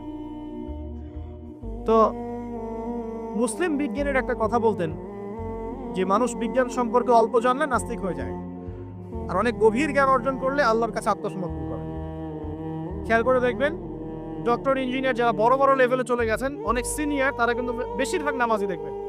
নামাজ পড়ে, দান সৎকার করে, সমাজ কল্যাণমূলক কাজ করে। তারা কিন্তু রোগীর সেবা করতে গেলেও বলে যে নামাজ পড়িয়েন, রোজা রাখিয়েন। তারা কিন্তু বলে। অনেক ডক্টর আমি দেখেছি। যারা যত বেশি গবেষণা করে, তারা তত বেশি আস্তিক হয়ে যায়। আর টুটাফাটা গবেষণা করলে নাস্তিক হয়ে যাবে। কত প্রশ্ন, ইসলামে এটা কেন, ওইটা কেন, ইসলামে বহুবিবাহ কেন, হ্যাঁ, ইসলামে কি পর্দার বিধান কেন, তারপর ইসলামে এত রেস্ট্রিকশনস, এত বাইন্ডিংস কেন, হ্যাঁ, স্বাধীনতা নাই কেন, কত প্রশ্ন। ইসলামের এগেইনস্টে কত তীর এখন ছোড়া হচ্ছে। তো এই ব্যক্তি কেমন করে উত্তর দিবে যে মাহদিনুক, তোমার দিন কি? আল্লাহর দিকে কত প্রশ্ন ছোড়া হচ্ছে, কত শিরকের পাপ আমরা করছি। অনেক সময় মুসলিম হয়েও শিরকের পাপ করছি। কিভাবে উত্তর দিবে? মাল রব্ব। 3 নাম্বার প্রশ্ন যখন করা হবে, এই ব্যক্তিকে দেখো দেখি, সে বলবে যে আমি জানি না এই ব্যক্তিকে, তবে শুনেছিলাম, মানুষের মুখে শুনেছিলাম, মানুষ যা বলতো আমি তাই বলতাম। মানে সে রাসূল সাল্লাল্লাহু আলাইহি ওয়াসাল্লামের নাম শুনেছিল হয়তো বা, কিন্তু তার সুন্নত বা আদর্শ কখনো মেনে চলে নাই, পারল না। এবার জান্নাতি ব্যক্তি হলে কি হতো? ওই যে সূর্য ডুবছিল যেখানে, তার দৃষ্টির সীমা পর্যন্ত কবরকে প্রশস্ত করে দেওয়া হবে, এবং জান্নাতের একটা দরজা তার কবরে খুলে দেওয়া হবে। এটা কিভাবে করা হবে সেটা আল্লাহ পাক জানেন। এটার ব্যাখ্যা করার জ্ঞান আল্লাহ আমাদেরকে দেন নাই। যেই মানুষের ক্ষুদ্র জ্ঞানে মানুষ ব্যাকটেরিয়া ভাইরাস নিয়ে গবেষণা করতে হিমশিম খেয়ে যায়, সে মহাবিশ্বের স্রষ্টা নিয়ে কিভাবে গবেষণা করবে? আল্লাহ পাকের অসীম জ্ঞানের সামনে আমার জ্ঞান কি খুবই ক্ষুদ্র। একটা হাদিসে এসেছে বুখারী শরীফের মধ্যে যে একটা মহাসমুদ্রের মধ্যে যদি একটা পাখি এক ফোঁটা পানি উঠিয়ে নিয়ে যায়, ওই এক ফোঁটা পানি হচ্ছে মহাবিশ্বের জ্ঞান, আর বাকি পুরো মহাসাগর হচ্ছে আল্লাহ পাকের জ্ঞান। তো আমরা এই ক্ষুদ্র জ্ঞানের মানুষ হয়ে আল্লাহর জ্ঞানকে কেমন করে পেনিট্রেট করতে পারি? তো আল্লাহ পাক জান্নাতের দরজাগুলো খুলে দিবেন, একটা দরজা খুলে দিবেন, সেখান থেকে বাতাস আসবে, জান্নাতের নাজ নিয়ামত উপভোগ করতে থাকবে এবং তার রূপটাকে সবুজ রঙের পাখির আকৃতিতে জান্নাতে রেখে দেওয়া হবে। ইল্লিন মানে ওখানে জান্নাতের নিয়ামত সে পাবে। এটাকে বলা হয় দারুল বারজাখ, বারজাখের জীবন। জীবন অনেকগুলো, একটা ছিল রুহের জগৎ। রুহের জগতে আমরা সবাই ছিলাম। শোনেন, রুহের জগতে যার সাথে যার বন্ধুত্ব ভালোবাসা গভীর ছিল, দুনিয়াতে তার সাথে তার ভালোবাসা বেশি। এটা হয়তো জানেন না, জানতেন হাদিসটা? রুহের জগতে যদি কখনো আপনার সাথে আমার দেখা হয়ে থাকে, দুনিয়াতে আপনার সাথে আমার দেখা হবে ইনশাআল্লাহ। রুহের জগতে যদি আপনার আমার মধ্যে ঘনিষ্ঠ ভালোবাসা থেকে থাকে, এখানেও ভালোবাসা হয়ে যাবে ইনশাআল্লাহ। এটা বলে আমি আবার তোমাদের বয়ফ্রেন্ড গার্লফ্রেন্ড ভালোবাসা বুঝাই নাই, ওই ভালোবাসার কথা বলি না। আবার রুহের জগতে বিদ্বেষ, এখানেও দেখবেন বিদ্বেষ। ওটা একটা জগৎ ছিল যেখানে আল্লাহ পাক সমস্ত আদম সন্তানকে সৃষ্টি করে তাদের রূহটাকে রেখেছিলেন এবং ওয়াদা নিয়েছেন। কি ওয়াদা? আল্লাহ পাক বলেছিলেন আলাস্তু বিরাব্বিকুম, সূরা আরাফের 182 নম্বর আয়াত পড়ে দেখবেন, 182 নম্বর আয়াত। আল্লাহ পাক বলেছিলেন যে আমি ওয়াদা নিয়েছিলাম, আলাস্তু বিরাব্বিকুম, আমি কি তোমাদের রব নই? আমরা সবাই বলেছিলাম বেলা ইয়া রব্বি, অবশ্যই আপনি আমাদের রব। দুনিয়াতে এসে আমরা ভুলে গেছি। এই ভুলে যাওয়াটা মনে করায় দেওয়ার জন্যই আল্লাহ পাক আসমানে কিতাব নাজিল করেন, নবী রাসূল পাঠান, আমাদের কান পর্যন্ত ইসলামের দাওয়াত পৌঁছে দেন, যাতে আমরা মনে করতে পারি। এবার আসেন রুহের জগতের পর আসলাম এই যে দুনিয়ার জগৎ, দারুদ দুনিয়া। দুনিয়ার মধ্যে আছি হয়তো 50, 60, 70, 100 বছর হাইয়েস্ট। এরপর যাবে দারুল বারজাখ, বারজাখের জগৎ। পাপী ব্যক্তি হলে জাহান্নামের দরজা খুলে দেওয়া হবে, আর জাহান্নামের সে আযাব ভোগ করতে থাকবে, এবং পুণ্যবান ব্যক্তি হলে জান্নাতের দরজা খুলে দেওয়া হবে এবং এর নাজ নিয়ামত সে ভোগ করতে থাকবে। তখন তাকে বলা হবে এটা জান্নাতের সেই জায়গা যেখানে তুমি থাকবে। এটা দেখার সাথে সাথে, শোনার সাথে সাথে তার যে খুশি উৎফুল্লতা আরো অনেক বেড়ে যাবে। এবং সে কি করবে জানেন? সে পৃথিবীতে ফিরে আসতে চাইবে। সে বলবে আমাকে আমার পরিবারবর্গকে জানাতে দেন, আমাকে আমার পরিবারবর্গকে জানাতে দেন যে আমি ভালো আছি। তখন ফেরেশতারা তাকে বলবেন যে এটা সম্ভব না, তোমার এবং তাদের মাঝে দারুল বারজাখ আছে, তুমি এটা ভেদ করে যেতে পারবে না। তখন তার আত্মাটাকে ইল্লিনে দেওয়া হবে, একটা সবুজ পাখির আকৃতিতে জান্নাতে ঘুরে বেড়াবে ইনশাআল্লাহ। আর যদি জাহান্নামী হয় তাহলে যে বললাম দরজা খুলে যাবে, জাহান্নামের মর্মান্তিক আযাব তার দিকে আসতে থাকবে। কবর সংকুচিত হয়ে আসবে এমন ভাবে যাতে তার বাম পাজর ডান পাজরের ভিতরে এভাবে ঢুকে যাবে। নাউযুবিল্লাহ। এই আযাব চলতে থাকবে ইলা ইয়াউমি ইউবআসুন, পুনরুত্থানের দিন পর্যন্ত। এখন এই যে হাদিসটা আপনারা শুনলেন, এই হাদিসটা ব্যক্তি কেন্দ্রিক নয় কি? এখানে তিনটা বিষয় আপনাকে ফোকাস করতে হবে আমাদেরকে। এক, তাওহীদ, আল্লাহ পাকের তাওহীদ। দুই, রিসালাত, রাসূলুল্লাহ সাল্লাল্লাহু আলাইহি ওয়াসাল্লামের রিসালাত, এবং আখিরাত, পরকাল। এই তিনটা বিষয় খুব স্বল্প কথায় বলছি। দেখুন, তাওহীদ কি? আল্লাহ পাকের একত্ববাদ। এক আল্লাহকে আপনি সৃষ্টিকর্তা মানবেন, রিজিক দাতা মানবেন, পালন কর্তা মানবেন, সন্তান দাতা, ভালো মন্দের মালিক, সমস্ত কিছুর মালিক কে? আল্লাহ। আল্লাহ আল্লাহ আমাকে বাঁচিয়ে রেখেছেন, আল্লাহ আমাকে মৃত্যু দিবেন, আল্লাহ আমাকে রিজিক দেন, আল্লাহ আমাকে সন্তান দিবেন, আল্লাহ আমার ভালোর মালিক, আল্লাহ মন্দের মালিক, আল্লাহ সমস্ত কিছুর মালিক। এই কনসেপ্ট পরিষ্কার থাকবে, লা ইলাহা ইল্লাল্লাহ পরিষ্কার থাকবে। সমস্ত বিষয় কার পক্ষ থেকে? আল্লাহর পক্ষ থেকে। এই তাওহীদ, শর্ট সংক্ষিপ্ত কথায় বললাম তাওহীদ। এর মধ্যে তিনটা ক্লাসিফিকেশন আছে: রুবুবিয়্যাত, উলুহিয়্যাত, আসমা ও সিফাত। এটা আপনারা কিতাবুত তাওহীদ বই থেকে পড়ে নিন। সংক্ষেপে বলে দেই, রুবুবিয়্যাত আল্লাহ পাকের সমস্ত বিষয়গুলো তার দিকে সম্বন্ধ করা, সৃষ্টিকর্তা, পালনকর্তা, রিজিক দাতা সবকে আল্লাহ। উলুহিয়্যাত কি? দুনিয়াতে এসেছি আল্লাহ পাকেরই দাসত্ব করতে হবে, অন্য কারো দাসত্ব চলবে না, তাওহীদ উলুহিয়্যাত। আসমা ও সিফাত কি? আসমা সিফাত মানে হচ্ছে আল্লাহ পাকের নাম গুণাবলীগুলো আছে। আল্লাহ পাক রহমান, আল্লাহ পাক রহিম, আল্লাহ পাক রাজ্জাক, হ্যাঁ আল্লাহ পাক গফুর, আল্লাহ পাক শরীদুল ইকাব, সমস্ত গুণাবলী কার? আল্লাহ। এই হলো আসমা ও সিফাত। আল্লাহ পাক যেমন, আল্লাহ পাক তেমন, আল্লাহ পাক নিজের মতো, কারোর সাথে তুলনীয় নন। আল্লাহু আহাদ, একক, আল্লাহুস সামাদ, তিনি অমুখাপেক্ষী, লাম ইয়ালিদ ওয়া লাম ইউলাদ, তিনি জন্ম দেননি, জন্মিতও নন, ওয়া লাম ইয়াকুল লাহু কুফুয়ান আহাদ, তার সমতুল্য আর কিছুই নাই। আল্লাহ থেকে সবকিছু হয়, এটাই হলো তাওহীদ। এখন এর অপোজিশন কি? শিরক। তাওহীদের বিরুদ্ধে গেলে কি হয়ে যাবে? শিরক। কেউ যদি মনে করে যে আল্লাহ ছাড়া কেউ আমাকে জীবন দিতে পারে, আল্লাহ ছাড়া কেউ আমাকে মারতে পারে, আল্লাহ ছাড়া কেউ আমাকে রিজিক দিতে পারে, অথবা আল্লাহ ছাড়া কেউ সন্তান দিতে পারে, আল্লাহ ছাড়া অন্য কারো কাছে কেউ যদি দোয়া করে, আল্লাহ ছাড়া অন্য কারো জন্য নজর মানত করে, আল্লাহ ছাড়া অন্য কারো নামে কসম খায়, আল্লাহর হালালকে হারাম করে দেয়, আল্লাহর হারামকে হালাল করে নেয়, ঠিক আছে? আল্লাহ থেকে শুভ অশুভ আসে না, শুভ আল্লাহর পক্ষ থেকে আসে, অশুভ শয়তানের পক্ষ থেকে আসে, এমনও যদি কেউ মনে করে, শুভ অশুভ দুটোই আল্লাহর পক্ষ থেকে আসে, কিন্তু কেউ যদি মনে করে না শুভগুলো আল্লাহর পক্ষ থেকে, অশুভগুলো শয়তানের পক্ষ থেকে, এমনও যদি মনে করে, শিরক হয়ে যাবে। মুসলিমরা চলাফেরায় শিরক করছে। এখন মুসলিমরা আল্লাহ ছাড়া অন্য কারো কাছে চাচ্ছে, মুসলিমরা অনেকে কবরে সিজদা করছে, মুসলিমরা অনেকেই মৃত মানুষের কাছে দোয়া করছে, হাতে বালা পরে আছেন, খোলেন না। কেন খোলেন না? ভয়ে যদি আপনার ক্ষতি হয়, শিরক। মুসলিমরা দেখবেন আগুনের সামনে মাথা নত করছে, মুসলিমরা এখন মেডিটেশন করে, ধ্যান করে, মুসলিমরা জিনকে তাবে করতেছে, অনেক সময় দেখা যায় মুসলিমরা জাদু করতেছে, জাদুবিদ্যা, কুফরি কালাম করছে না, করছে, সবই শিরক, সবই শিরক। মুসলিমরা দেখবেন আল্লাহর হালাল যেগুলো আছে সেগুলোকে হারাম করে ফেলছে, আবার অনেক সময় আল্লাহর হারামগুলোকে হালাল করে নিচ্ছে। সুদ কি ভাই? এখানে ফরজ, হালাল করে নেওয়া হয়েছে। মদ কি? তোমাদের কাছে তো ওয়াজিব, না খাইলে ঘুম হয় না, তাই যে আল্লাহ হারামগুলোকে কি করছি আমরা? হালাল করে ফেলছি, এটাও শিরক, কুফরি একটা। তো এক কথায় তাওহীদের উপর যারা থাকবে মান রব্বুক উত্তর দিতে পারবে ইনশাআল্লাহ। যারা শিরক করে ফেলবে ওই অবস্থায় মারা যাবে, মান রব্বুক উত্তর দিতে পারবে না। আমার কথা কি বোঝা যাচ্ছে? আমি সহজ করার চেষ্টা করছি, কিন্তু হয়তো পারছি না, এটা আমার ব্যর্থতা। এক কথায় যদি আমরা কবরের প্রথম প্রশ্নের উত্তর দিতে চাই, তাহলে আমাদেরকে অবশ্যই তাওহীদের উপর থাকতে হবে, শিরকে যাওয়া যাবে না। প্রিয় ভাইরা, শিরকের পথ থেকে আজকে তওবা করে ফেলবেন। আল্লাহ জেনে না জেনে জীবনে যত শিরক করেছে আল্লাহ মাফ করে দাও, আমিন। এবং আগামী দিনগুলোতে শিরকের পাপে লিপ্ত হয় না। প্রিয় ভাইরা, যদি আপনার আমল নামায় আসমান জমিন সমানও পাপ থাকে, শিরকের পাপটুকু না থাকে, আল্লাহ পাক আপনার পুরো পাপ মাফ করতে পারবে ইনশাআল্লাহ। আল্লাহ পাক বলেছেন মেরাজের রাতে নবী সাল্লাল্লাহু আলাইহি ওয়াসাল্লামকে আরশে আজিমের কাছে উঠিয়ে নিয়ে আল্লাহ পাক 3টা ওহী করেছেন। কয়টা ওহী? একটা ছিল 5 ওয়াক্ত নামাজ, ঠিক আছে? 2টা হচ্ছে, 2 নাম্বার হচ্ছে সূরা বাকারার শেষের 3টা আয়াত, 3 নাম্বার একটা ওয়াদা, একটা প্রতিশ্রুতি। সেটা কি?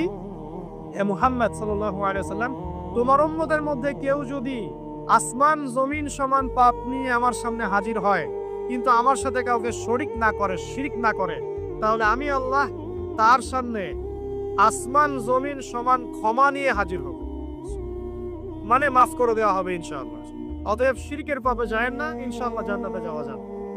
যে ব্যক্তি মন থেকে একবার লা ইলাহা ইল্লাল্লাহ পড়েছে, সমস্ত বিষয় আল্লাহর দিকে সুপর্দ করে, তার অন্যান্য অনেক পাপ থাকতে পারে, আল্লাহ পাক চাইলে সব পাপ মাফ করতে পারে। অতএব মান রব্বুক উত্তর দিতে চাইলে শিরকের পাপে যাওয়া যাবে?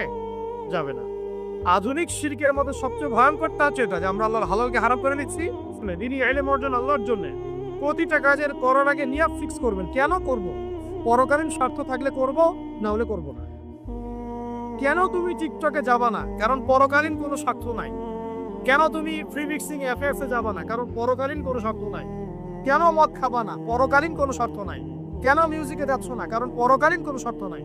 কেন তুমি এই যে সুদ খাবা না? কারণ পরকালীন কোনো স্বার্থ নাই। যে কাজে পরকালীন কোনো স্বার্থ নাই, সে কাজে কোনো মুমিন মুসলিম নাই। কেন নামাজ পড়বো? কারণ পরকালীন স্বার্থ আছে। কেন রোজা রাখবো? পরকালীন স্বার্থ আছে।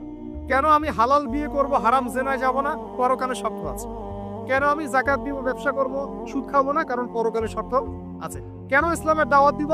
পরকালের স্বার্থ আছে। কেন হাদিস প্রচার করব? কারণ পরকালের স্বার্থ আছে। ইসলামের জন্য সবর করবো কেন? পরকালের স্বার্থ আছে। পরকালের স্বার্থ যেখানে, মুসলিম সেখানে। পরকালের স্বার্থ নাই, আমরা নাই। প্রত্যেকটা কাজ করার আগে নিয়তটা ফিক্স করতে হবে, পরকালে কোনো স্বার্থ আছে? যদি বলে হ্যাঁ আছে, তাহলে করবেন। স্বার্থ নাই, আমি নাই। কোনো ফুজুল কি বাদ বা ফাহেসা কোনো কাজ, এইসব কাজে আমরা নাই, বিকজ এগুলোতে কোনো পরকালীন স্বার্থ নাই। ব্যাস, আমাদের জীবনের প্রতিটা মোমেন্ট, প্রতিটা সেকেন্ড আল্লাহ দেয়া দান। আমি নিজের ইচ্ছা মতো এটাকে অপব্যয় করতে পারি না। হ্যাঁ, আপনি মিউজিক শুনতে চান, আপনি সং পছন্দ করেন, আপনি নাশিদ শোনেন, ইসলামিক নাশিদ শোনেন, ওখানে আপনার ইমান একটু দীপ্ত হবে, পরকালীন স্বার্থ আছে। আপনি নিজের যৌন চাহিদাকে দমন করতে পারছেন না, হালালভাবে বিয়ে করে নেন। বিয়ে করার পর আপনি যত ইচ্ছা স্ত্রীকে মহব্বত করেন, প্রত্যেকটা মহব্বতে নাকি পাবেন। এমনকি স্ত্রীর দিকে নেক নজরে তাকাবেন, তাতেও নাকি। তার মুখে খাবার তুলে দেবেন, তাতেও নাকি। তার হাত ধরে হাঁটবেন, তাতেও নাকি।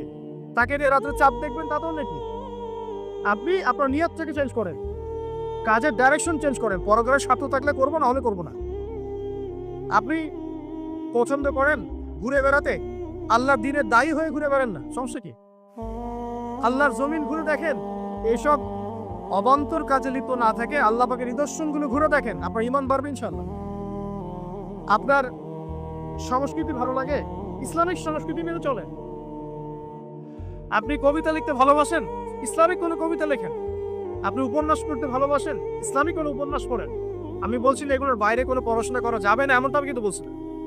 আমি বলছি আপনি আপনার পুরো কাজটাকে আগে ফিক্স করবেন, পরকালের কোনো স্বার্থ আছে কি নাই। যদি হ্যাঁ দেখা যায় হ্যাঁ পরকালের স্বার্থ ঠিক আছে, অবশ্যই করেন, কোনো সমস্যা নেই। আল্লাহ পাক বোঝার তৌফিক দান করুন। আমি শুধু জিহাদের কথাই বলবো, দিন কায়েমের কথাই বলবো, নিজের ইবাদত আমল ঠিক থাকবে না এমনও না। মানে সবকিছু ব্যালেন্স থাকতে হবে, আকীদা, আমল, সুন্নাহর ইত্তেবা সব ব্যালেন্স থাকবে ইনশাআল্লাহ। সবচেয়ে জরুরি দুইটা বিষয়ে আমরা মাথায় রাখবো, একটা হলো ইবাদত, একটা হচ্ছে দিন কায়েম। একটা হলো ইবাদত, একটা হলো দিন কায়েম। ইবাদত তো ব্যক্তিগত ব্যাপার, এটা জীবনের প্রত্যেকটা ক্ষেত্রে ইবাদত থাকবে। আর দিন কায়েম করতে হবে জীবনের প্রতিটা ক্ষেত্রেই, শুধুমাত্র ব্যক্তিগত জীবনে, ইবাদত বন্দেগীর জীবনে না। আমার অর্থনীতি, ব্যবসা বাণিজ্য, আমার সংস্কৃতি, শিক্ষা এবং রাজনীতির মধ্যেও আল্লাহ পাক তৌফিক এনায়েত করেন। তো এখন যেটা বলতে চাচ্ছিলাম যে একদিন আপনারা তো সিরাত মোটামুটি পড়েছেন, সিরাত মানে রাসূল সাল্লাল্লাহু আলাইহি ওয়াসাল্লামের জীবনী, তো মোটামুটি পড়েছেন আমি আশা করি। যদি না পড়ে থাকেন অবশ্যই পড়বেন, ঠিক আছে? প্রথমে শুরু করবেন তো কোরআন তেলাওয়াত থেকে। কোরআন তেলাওয়াত শিখতে শিখতে সিরাতটা পড়ে ফেলবেন। সিরাতটা আগে পড়া থাকলে আপনি কোরআন হাদিসের অর্থ যখন পড়তে শুরু করবেন তখন বুঝতে পারবেন যে কোন আয়াত কোন প্রেক্ষাপটে, কোন হাদিস কোন প্রেক্ষাপটে নাজিল হয়েছে। আপনার মাথায় পুরো 23 বছরের একটা ফ্রেম থাকবে, এটা খুব জরুরি। তাহলে আপনি বুঝতে পারবেন যে কিভাবে দিন প্রতিষ্ঠা করতে হবে এবং কিভাবে নবী সাল্লাল্লাহু আলাইহি ওয়াসাল্লাম করেছেন, তার উপর দিয়ে কি অতিবাহিত হয়েছে, সাহাবীদের উপর দিয়ে কি অতিবাহিত হয়েছে, এটা আমাদের মাথায় থাকবে। এবং কোন প্রেক্ষাপটে তারা কিভাবে রিয়াক্ট করেছেন ওইটা আমাদের মাথায় থাকবে। সিরাতটা আমি পড়ার জন্য খুব বেশি জোর দেই। আরেকটা বিষয় বলতে চাই যে এই সিরাতের প্রথম যে 13 বছর এটা ছিল মাক্কি জীবন। কোন জীবন? মানে মক্কায় নবী সাল্লাল্লাহু আলাইহি ওয়াসাল্লাম দাওয়াত দিচ্ছেন। তো মক্কার পরিবেশটা কেমন? মক্কার পরিবেশটা হচ্ছে আবু জেহেলদের শাসন চলতেছে। কাদের শাসন? আবু জেহেলের শাসন চলছে, আবু লাহাবের শাসন চলছে, উতবা সাহেবা এদের কর্তৃত্ব চলছে। আবার একই সাথে নবী সাল্লাল্লাহু আলাইহি ওয়াসাল্লাম তিনিও একটা সম্ভ্রান্ত বংশ থেকে আসছেন, সম্ভ্রান্ত গোত্র থেকে, বনু হাশিম থেকে। তো তার গোত্রের মর্যাদা অনেক বেশি, ঠিক আছে? আর এদিকে বনু মখজুম, বনু বনু এই তাইম, বনু তাই, বনু আদি, আরও অনেক গোত্র আছে। তো তারাও কিন্তু মোটামুটি প্রভাবশালী। তো রাজনৈতিক যে ক্ষমতাটা, মক্কার রাজনৈতিক যে ক্ষমতাটা, এটা আছে ওই সময় আবু জেহেল, আবু লাহাব, উতবা সাহেব এদের হাতে। এবং ওদের একটা পার্লামেন্ট ছিল, ওর নাম ছিল দারুন নাদওয়া। কি নাম ছিল? দারুন নাদওয়া। তারা আল্লাহকে বিশ্বাস করত, একটু ভালো করে বোঝার চেষ্টা করেন। তারা আল্লাহ পাককে বিশ্বাস করত, আল্লাহ বলে একজন আছে, এটা তারা আকীদা ঠিক রাখত। এমনকি আল্লাহ পাক সৃষ্টিকর্তা, আল্লাহ পাক রিজিক দাতা, আল্লাহ সন্তান দাতা, এটাও তারা বিশ্বাস করত। কারা বিশ্বাস করত? আবু জেহেল, আবু লাহাব, উতবা সাহেবা, তারাও বিশ্বাস করত। তাহলে কিসে বিশ্বাস করতো না? তারা তাওহীদে রুবুবিয়্যাত বিশ্বাস করতো, কিন্তু উলুহিয়াত, আসমা ও সিফাতে বিশ্বাস করতো না। মানে আল্লাহ পাকেরই যে বিধান মানতে হবে, আল্লাহ পাকেরই যে দাসত্ব করতে হবে এবং মৃত্যুর পর জবাবদিহিতা আছে, এই বিষয়গুলোতে তারা বিশ্বাসী ছিল না। এখন প্রথম 3 বছর নবী সাল্লাল্লাহু আলাইহি ওয়াসাল্লাম গোপনে দাওয়াত দিয়েছেন। কত বছর? প্রথম 3 বছর। আর চতুর্থ বছর থেকে প্রকাশ্যে দাওয়াত শুরু হয়েছে। মক্কার কত বছর মোট? 13 বছর। এই সময় তো ইসলামী রাষ্ট্র কায়েম হয় নাই, হয়েছে? দাওয়াত হয়েছে, খালি দাওয়াত। কোন পরিবেশে দাওয়াত? বলুন, আবু জেহেলের যে রাজত্ব, ওর মধ্যে দাওয়াত হয়েছে। মনে করেন যে আপনি এখন আছেন মোদির রাজত্বে, মনে করেন ওইরকম একটা পরিবেশে যদি ইসলাম আসে, ওইটা একটা মক্কার মিসাল হইতে পারে, যে ওইটা একটা মক্কার মতো পরিবেশ। ওইখানে আপনি দাওয়াত, সবাই অমুসলিম, সবাই মূর্তি পূজারী, সবাই মুশরিক, ওখানে আপনি ইসলামের দাওয়াত দিচ্ছেন। পরিস্থিতি কত কঠিন! কঠিন না সহজ? অনেক কঠিন। শুধু যে শিরক আছে তা না, ওই সমাজে সুদও আছে। কি আছে ওই সময়? সুদ আছে। ওই সমাজের মধ্যে জেনা আছে, ওই সময় ব্যভিচার আছে, আছে মেয়েদের অবমাননা আছে, কন্যা সন্তানের জীবন্ত দাফন করা হয়, তারপরে জুয়া আছে, মারামারি, হানাহানি, কাটাকাটি, গোত্রে গোত্রে দ্বন্দ্ব, এগুলো একটা সমাজের মধ্যে। একটু চিন্তা করেন, কল্পনা করেন, আপনার এই এলাকা কি এমন? আপনার এলাকা কি এমন? না। কিন্তু ওই বিষয়গুলোর কিছু কিছু বিষয় তো অবশ্যই এখনো আছেই, বরং এমন কিছু বিষয় আছে যেগুলো আগের চেয়ে বেশি আছে। কিন্তু কিছু কিছু বিষয় ছিল যেগুলো আবার আইয়ামে জাহিলিয়াতে ছিল না। এক কথায় আমরা এটা বলতে পারি যে নবী সাল্লাল্লাহু আলাইহি ওয়াসাল্লাম যখন নবী হয়ে এসেছেন, তখন 23 বছরের মধ্যে তিনি আইয়ামে জাহিলিয়াতকে কবর দিয়ে গেছেন। কিন্তু যখন থেকে আবার খোলাফায়ে রাশেদার শাসন চলে গেছে, ইসলামী খেলাফতগুলো আস্তে আস্তে আস্তে আস্তে অ্যাবলিশ হয়ে গেছে, তখন আবার নতুন করে জাহিলিয়াতগুলো এই সমাজে, শুধু সমাজে না, সমাজে, রাষ্ট্রে, বিশ্বের মুখে একেবারে একদম ঢুকে গেছে, না মানে একদম শেকড় গেড়ে ফেলছে। এখন সময় হচ্ছে ওই আবার নতুন শেকড় গাড়া জাহালাতগুলোকে উপড়ে ফেলার, এটা সময় এখন। এই জন্য পরিস্থিতিটা বুঝতে হবে যে নবী সাল্লাল্লাহু আলাইহি ওয়াসাল্লাম কোন কোন জায়গায় দাওয়াতের কাজ করছিলেন। চোখ বন্ধ করে চিন্তা করেন যে একটা সমাজের মধ্যে খালি মূর্তি, সবাই মূর্তি পূজা করে, সবাই সুদ খায়, ধরেন সবাই বেশিরভাগই দেখা যায় জেনা করে, মেয়েদের তেমন কোনো বৈবাহিক অধিকার নাই, সম্পত্তির অধিকার নাই, বাচ্চাকে কবর দিয়ে দিচ্ছে জীবন্ত, মদ খাচ্ছে মানুষ, জুয়া খেলতেছে, মারামারি করছে, ইত্যাদি ইত্যাদি ইত্যাদি। এরকম একটা অবস্থায় রাসূলুল্লাহ সাল্লাল্লাহু আলাইহি ওয়াসাল্লাম ইসলামের দাওয়াত দেওয়া শুরু করলেন। দাওয়াত দিতে দিতে প্রথম 3 বছর তিনি গোপনে দাওয়াত দিয়েছেন, গোপনে গোপনে গোপনে দাওয়াত দিয়েছেন। ওই সময় কিন্তু তৈরি হয়েছে আবু বকর রাদিয়াল্লাহু আনহু, ওসমান রাদিয়াল্লাহু আনহু, আলী ইবনে আবি তালেব, যায়েদ ইবনে হারসা, এই সাহাবায়ে কেরাম তৈরি হয়েছেন ওই সময়। আব্দুল্লাহ বিন মাসউদ, বিলাল ইবনে রাবাহ, এই সাহাবায়ে কেরাম তৈরি হয়েছেন কিন্তু ওই প্রথম 3 বছরে, 3-4 বছরে। এরপর যখন প্রকাশ্যে দাওয়াত দেওয়া শুরু করলেন, যখন ওমর এবং হামজা রাদিয়াল্লাহু আনহু তাদের মতো সাহাবীর ইসলাম কবুল করলেন, প্রকাশ্যে দাওয়াত শুরু হলো, তখন হকার বাতিলের দ্বন্দ্ব শুরু হলো। আর সত্য নিয়ে আপনি যখন মাঠে নামবেন, তখনই মিথ্যার সাথে দ্বন্দ্ব শুরু। এটা নিয়ম, চিরায়ত নিয়ম। ব্যাস, আবু জেহেল, আবু লাহাব, উতবা, সাহেবা তো খেপে গেল। এখন এমন কোনো পথ পদ্ধতি নাই যেটা তারা অ্যাপ্লাই করে নাই। প্রথমে আঘাত করলো এভাবে, আরে ওর কথা শোনার দরকার নাই, সে তো মাজনুন, ব্যক্তিগত আক্রমণ। খেয়াল করে দেখবেন, এখনো আপনি বাংলাদেশে দাওয়াতের কাজ শুরু করেন, সবার আগে আপনি শয়তানদের পক্ষ থেকে, মানে মানুষ এবং জিন শয়তান উভয়ের কথাই বলতেছি, শয়তানদের পক্ষ থেকে সবার আগে বাধা পাবেন, আপনার ব্যক্তি নিয়ে সবার আগে আক্রমণ করা হবে। আগে ব্যক্তিগত জীবনে আক্রমণ করা হবে, আগে আপনাকে রাষ্ট্রীয় নির্যাতনের শিকার করা হবে না, ওটা পরে আসবে, শেষে আসবে। আগে ব্যক্তি থেকে, তারপর পরিবার থেকে, সমাজ থেকে, ধর্মনেতা থেকে, তারপর রাষ্ট্র থেকে, এইভাবে বাধা আসে আর কি। রাসূল সাল্লাল্লাহু আলাইহি ওয়াসাল্লামকে প্রথমে বলা হচ্ছিল যে মাজনুন, নাউযুবিল্লাহ মিন যালিক, সাহের, জাদুকর, নাউযুবিল্লাহ, ফারিকুল জামাত বিভক্ত করতেছে, নাউযুবিল্লাহ। তারপরে বলা হচ্ছে আর কি বলেন, শায়ের, শায়ের, কবি, আর এরকম প্রায় 8-10টা কথা বলা হচ্ছিল, 8-10টার মতো কটাক্ষ করা হচ্ছিল প্রথম 3 বছরে। কিন্তু তেমন কোনো শারীরিক নির্যাতন করা হচ্ছিল না প্রথমে, আগে এভাবে ব্যক্তিকেন্দ্রিক আক্রমণ করা হচ্ছে। এরপর আল্লাহ পাক জবাব দিচ্ছেন, কোরআন নাজিল হচ্ছে, প্রত্যেকটার অ্যান্সার আসতেছে কোরআনে, তাই না? দাওয়াতের গতি বাড়তেছে, আলহামদুলিল্লাহ। মানুষ তো একবার ইসলামে আসলে আর ফিরে যাচ্ছে না, জান্নাতের খবর পেয়ে গেছে মানুষ। কোথায় ছিলাম, অন্ধকার থেকে আলোতে চলে আসছে। আর যারা এই নূরের স্বাদ একবার পেয়েছে, তারা কি আর ফিরে যাবে? এখনো দেখেন অনেক বড় বড় পাপী মানুষ, আমরা নিজেও দেখেছি, নিজেরাও অনুভব করেছি, বহু বড় বড় পাপী মানুষ রাসূল সাল্লাল্লাহু আলাইহি ওয়াসাল্লামের রওজার সামনে গিয়ে সালাম দিয়েই একেবারে তওবা করে খাঁটি মুমিন হয়ে গেছে। বহু মানুষ আছে এমন, অনুভূতি কাজ করে ওখানে গেলে। একটা অনেক পাপী মানুষ ছিল, কাবাঘর ধরে যে টাচ করছে, কাবাঘরে চোখ দিয়ে দরদর করে পানি পড়া শুরু হয়েছে, সে তার লাইফকে সংশোধন করে গেছে। আর সেখানে তো সাহাবীরা রাসূলের কাছে যাচ্ছেন, তার দরবারে বসছেন, হাতে হাত রেখে বায়াত করতেছেন, তাকে তার পা ধুয়ে দিচ্ছেন, তাকে উজু করাই দিচ্ছেন, সারাদিন তারা রাসূল সাল্লাল্লাহু আলাইহি ওয়াসাল্লাম হাতে আছে। কত বড় সৌভাগ্যের বিষয়। এখন প্রথমে যখন দেখা গেল এইসব দিয়ে কাজ হচ্ছে না, তারপর তারা অর্থনৈতিক চাপ দেওয়া শুরু করলো, সামাজিক বয়কট করা শুরু করলো। কারা কারা? আবু জেহেল, আবু লাহাব, উতবা, সাইবা। আমি কিন্তু এই কয়েকটা নাম বলছি, এটা কিন্তু শুধু নাম না, এটা একটা ক্যারেক্টার, চরিত্র।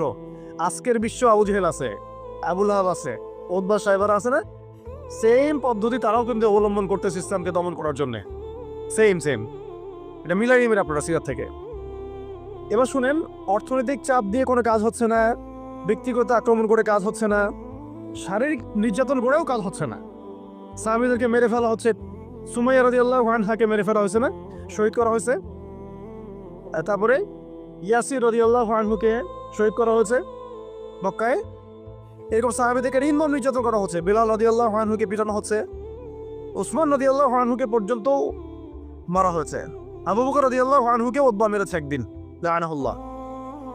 তো এখন শারীরিক নির্যাতন করে কোনো কাজ হচ্ছে না, ঈমান থেকে সরানো যাচ্ছে না, অর্থনৈতিক বয়কট করে কাজ হচ্ছে না। 3 বছর বয়কট করে দিল বনু হাশেমকে, মনে আছে আপনাদের? গাছের ছালপাতা খেয়ে তারা থাকলেন শিয়াবে আবু তালেবে। 3 বছর বয়কট, সমাজ থেকে বয়কট, গালিগালাজ করে কোনো কাজ হচ্ছে না, এমনকি জীবন কেড়ে নিয়েও, জান নিয়েও কোনো কাজ হচ্ছে না। এই আন্দোলন, এই লা ইলাহা ইল্লাল্লাহ মুহাম্মাদুর রাসূলুল্লাহ বিপ্লবী কালিমাকে থামানো যাচ্ছে না। কোন পরিবেশে? আমাদের মতো অনুকূল পরিবেশে না, মনে করেন ভারতের মতো প্রতিকূল পরিবেশে। মনে করেন, বোঝানোর জন্য বললাম যে একটা গভর্নমেন্ট আছে, সে চরমভাবে ইসলাম বিদ্বেষী, সে তার গুন্ডা বন্ডা দিয়ে মুসলিমদেরকে পিটাচ্ছে আর মারতেছে, এখন যেখানে সেখানে, দেখতেছেন না? রাষ্ট্রীয়ভাবে মুসলিম দমন হচ্ছে। একটা তো হলো রাষ্ট্রীয়ভাবে না, মানে অরাজনৈতিকভাবে কেউ ইসলামের বিরোধিতা করতেছে, সেটা আলাদা ব্যাপার। একটা হচ্ছে রাষ্ট্রীয়ভাবে ইসলামকে দমন করা হচ্ছে। কোথায়? ভারতে, সবাই জানি। এখন কথা হচ্ছে, আপনাকে পরিস্থিতিটা বুঝতে হবে যে আবু জেহেল, আবু লাহাবদের অবস্থা কেমন ছিল, ওই সমাজটার অবস্থা কেমন ছিল। প্রতিকূল পরিবেশে দাওয়াতের কাজ করা হচ্ছে, তারা একটার পর একটা অস্ত্র প্রয়োগ করছে, কিন্তু কোনো অবস্থাতেই মুসলমানদেরকে থামানো যাচ্ছে না। তাদের সংখ্যা কি বাড়ছে না কমছে? মুসলিমদের সংখ্যা বাড়ছে না কমছে? আবার বলেন, মুসলিমদের সংখ্যা কি বাড়ছে না কমছে? বাড়ছে আর বাড়ছে আর বাড়ছে, দিন দিন বাড়ছে। কত নির্যাতন হচ্ছে, শারীরিকভাবে মারা হচ্ছে, অর্থনৈতিক নিষেধাজ্ঞা দেওয়া হচ্ছে, সমাজ থেকে বয়কট করা হচ্ছে, তারপর সম্পত্তি থেকে বঞ্চিত করা হচ্ছে, বাবা ছেলেকে তাড়াই দিচ্ছে, মা ছেলেকে তাড়াই দিচ্ছে। কি একটা অবস্থা! অবস্থা কি ভাবতে পারছেন কেমন জটিল অবস্থা? এত কিছু করেও যখন কোনো কাজ হলো না, তখন আবু জেহেল, আবু লাহাব, উতবা, সাইবারা একটা নতুন ফর্মুলা নিয়ে আসলো। এখন তারা নতুন একটা ফর্মুলা নিয়ে আসছে।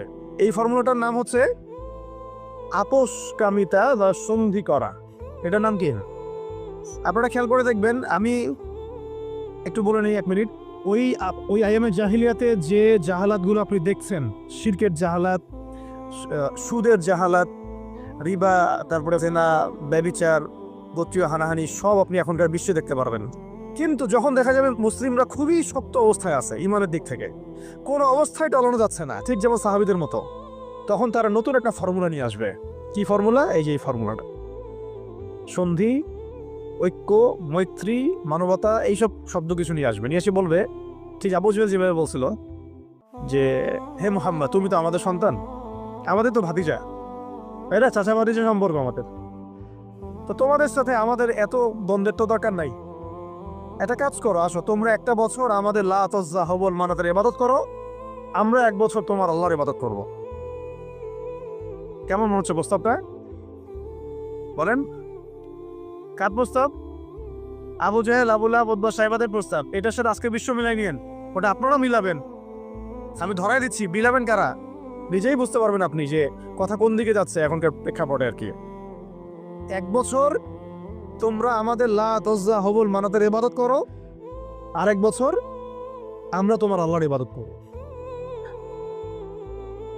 এখন সরাসরি এইভাবে আপনাকে বলবে না যে তোমরা ইসলাম ছেড়ে দাও, তোমরা সবাই ইসলাম ছেড়ে কাফের হয়ে যাও, হিন্দু হয়ে যাও, বলবেন আপনাকে এই শয়তানরা।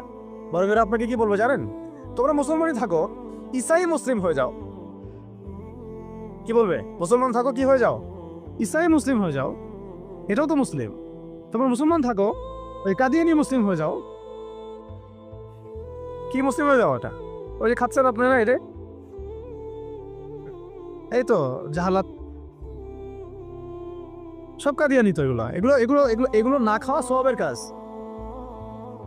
এটা না খাওয়া, না কেনা, এদের সাথে ব্যবসা বাণিজ্য না করা আপনার সওয়াবের কাজ, করাটা গুনাহের কাজ। এই ফতোয়াটা কি আমাদের ওস্তাদরা দিতে পারবেন না? এটা আমি কি ভুল ফতোয়া দিয়েছি? একটা হচ্ছে সাতেম, যে আল্লাহ রসুলকে গালি দেয়, আর একটা হচ্ছে সে নিজেকে নবী দাবি করে। কে বড় কে বড় পাপী? দুটা তো পাপী, অবশ্যই দুটাই তো পাপী, দুইটাই মুরতাদ, দুটাই হত্যাযোগ্য অপরাধ করছে। কিন্তু একজন বলছে যে আমি নিজেই নবী, আর একজন নিজেকে নবী দাবি করে নেই, বলছে মুহাম্মদ নাউজুবিল্লাহ, সে নাউজুবিল্লাহ একটা কথা বলে ফেলছে, নাউজুবিল্লাহ মিন যালিক, আমরা বলতে পারবো না।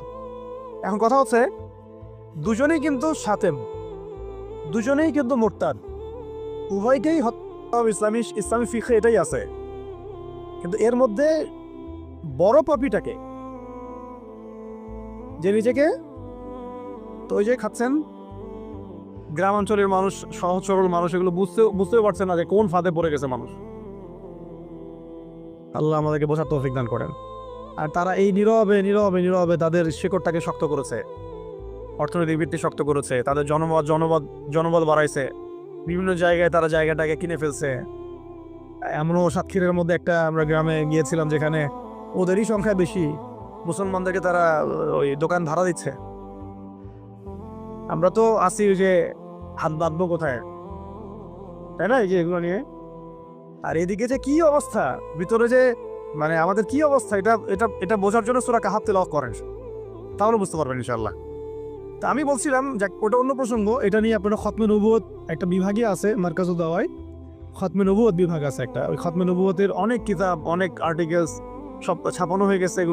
এগুলো আপনারা পড়লেই বুঝতে পারবেন কত বড় ধোঁকাবাজি, কত বড় প্রতারণা। এটা নিয়ে ইনশাল্লাহ আরেকদিন কথা বলবো ইনশাল্লাহ, ঠিক আছে? তবে এদের সাথে কোনো রকম সম্পর্ক রাখবেন না, কোনো রকম। এটা আপনি ইমানের দাবি। আমি বলছি না যে আপনি অস্ত্র নিয়ে আপনি গিয়ে তাকে গর্দান নামায় দেন, এটা আপনি করতে পারবেন না। এটা আপনি করার মতো এখন আপনার ক্ষমতা নাই। যদি এটা ইসলামিক রাষ্ট্র হতো তাহলে আমরা এটার ব্যবস্থা নিতে পারতাম। এটা ইসলামিক রাষ্ট্র নয়, এটা একটা গণতান্ত্রিক রাষ্ট্র, সেকুলার রাষ্ট্র এবং জাতীয়তাবাদী রাষ্ট্র। এবং এই মতবাদগুলো ইসলামের সাথে সাংঘর্ষিক, ঘোরায় পেঁচায় খাওয়ানোরও কোনো সুযোগ নেই। এই মতবাদগুলো দিয়ে আপনি ইসলামী শরিয়া রাষ্ট্র কায়েম করতে পারবেন না। তো শেষ কথা, এটা চেষ্টা করে দেখে নেন, পারবেন না। আমরা ওই সময় তো সাহাবায়ে কেরাম জবাব দেওয়ার আগে আল্লাহ পাক জবাব দিয়ে দিয়েছেন, আর সেই জবাব তো কোরআনে মওজুদ আছে। আমরা এই যুগের আবু জেহেল, আবুল আহাবদেরকে ওই জবাবটা দিতে পারি নাই, যে জবাবটা আল্লাহ পাক কোরআনে দিয়েছেন। আল্লাহ পাক কি বলেছেন এই প্রস্তাবে পরে? আল্লাহ পাক বলেছেন, কুল, হে নবী আপনি বলেন, ইয়া আইয়ুহাল কাফিরুন, হে কাফেররা শুনো ভালো করে, লা আ'বুদু মা তা'বুদুন, আমি তার ইবাদত করি না যার ইবাদত তোমরা করো। আমি তার ইবাদত করি না যার ইবাদত তোমরা করো। ওয়ালা আনতুম আবিদুন মা আ'বুদ, তোমরা তার ইবাদতকারী নও যার ইবাদত আমি করি। ওয়ালা আনা আবিদুন মা আবাদতুম, এবং আমি তার ইবাদতকারী নই যার ইবাদত তোমরা করো। ওয়ালা আনতুম আবিদুন মা আ'বুদ, এবং তোমরাও তার ইবাদতকারী হবে না যার ইবাদতকারী আমি। এখানে আয়াতকে রিপিট করা হয় নাই, বরং এটাকে একটাতে আপনার বর্তমান কালকে বোঝানো হয়েছে, একটাকে ভবিষ্যৎ বোঝানো হয়েছে। কিয়ামত পর্যন্ত মুসলমান মন্দিরে যাবে না, আর মন্দিরে যে যায় লোক, সে মসজিদ আসবে না। আসলে ধর্ম চেঞ্জ করে আসতে হবে। লাকুম দীনুকুম ওয়ালিয়া দীন, তোমাদের দিন তোমাদের জন্যে, আমার দিন আমার জন্যে। এই জবটা আমরা এখনকার বিশ্বকে দিতে পারি নাই। ভালো খেয়াল করে দেখছেন, এভাবে সূরাগুলোকে মিলাতে হবে। ওরা এখন আপনাকে বলছে না সরাসরি যে আপনি ধর্ম চেঞ্জ করেন, আপনি অমুসলিম হয়ে যান, কাফের হয়ে যান, মুরতাদ হয়ে যান, এগুলো তারা বলবে না। তারা বরং বলবে আপনাকে আমাদের সুদটা নেও, আমাদের সংস্কৃতি নাও, আমাদের শিক্ষা ব্যবস্থা নাও, আমাদের রাজনৈতিক সিস্টেমগুলো নাও, আমাদের গণতন্ত্র নাও, আমাদের ধর্মনিরপেক্ষতাবাদ নাও, আমাদের জাতীয়তাবাদ নাও। আর কি বলবেন? আমাদের সিকিউরিটি সিস্টেম নাও, আমাদের প্রযুক্তি নাও, আমাদের মিডিয়া নাও, এগুলো নাও। ধর্ম চেঞ্জ করার দরকার নাই। কিন্তু লা ইলাহা ইল্লাল্লাহ ওটাও পড়ো। এই যুগের লা তাযাহুল মানাতরা আরো বেশি ভয়ঙ্কর। এই যুগের আবু জেহেল আবুল হাব উতবা সাহেবরা আরো বেশি ভয়ঙ্কর ওই যুগের আবু জেহেল আবুল হাবদের চাইতে। আর ওই যুগের সাহাবায়ে কেরাম যে ভাষায় উত্তর দিয়েছিলেন এই যে কোরআনের ভাষায়, লাকুম দীনুকুম ওয়ালিয়া দিন, কিয়ামত পর্যন্ত না তোমরা আমাদের দিনের অনুসারী হবা আর না আমরা তোমাদের দিনের অনুসারী হব। তোমার সাথে আমাদের এইসব আদর্শিক কোনো ঐক্য হতে পারে না, আদর্শিক কোনো ঐক্য হতে পারে না। হ্যাঁ, ব্যবসা বাণিজ্য হতে পারে, কি হতে পারে, ব্যবসা বাণিজ্য হতে পারে, মুআমালাত মুআশারাত হতে পারে, প্রতিবেশী হিসেবে থাকতে পারে, অনেক কিছু আছে। কিন্তু আদর্শিক যেখানে, ইসলাম যেখানে প্রশ্নবিদ্ধ, ইসলামের মৌলিক বিষয় যেখানে ক্ষতিগ্রস্ত হবে বা বাধাপ্রাপ্ত হয়, এরকম কোন উসুলে তোমার আমার কখনো ঐক্য হতে পারে না। এখন যে কথাগুলো আমি বললাম এগুলো কি ইসলামের মৌলিক বিষয় না? কেউ যদি কাদিয়ানি হয় সে কি আর মুসলিম থাকে? কেউ যদি ইসাই মুসলিম হয় মুসলিম থাকবে? কেউ যদি চরম সুদখোর হয় সে তো আল্লাহর সাথে যুদ্ধ করতেছে, রাসূলের সাথে যুদ্ধ করতেছে, সে কিভাবে মুসলিম হতে পারে?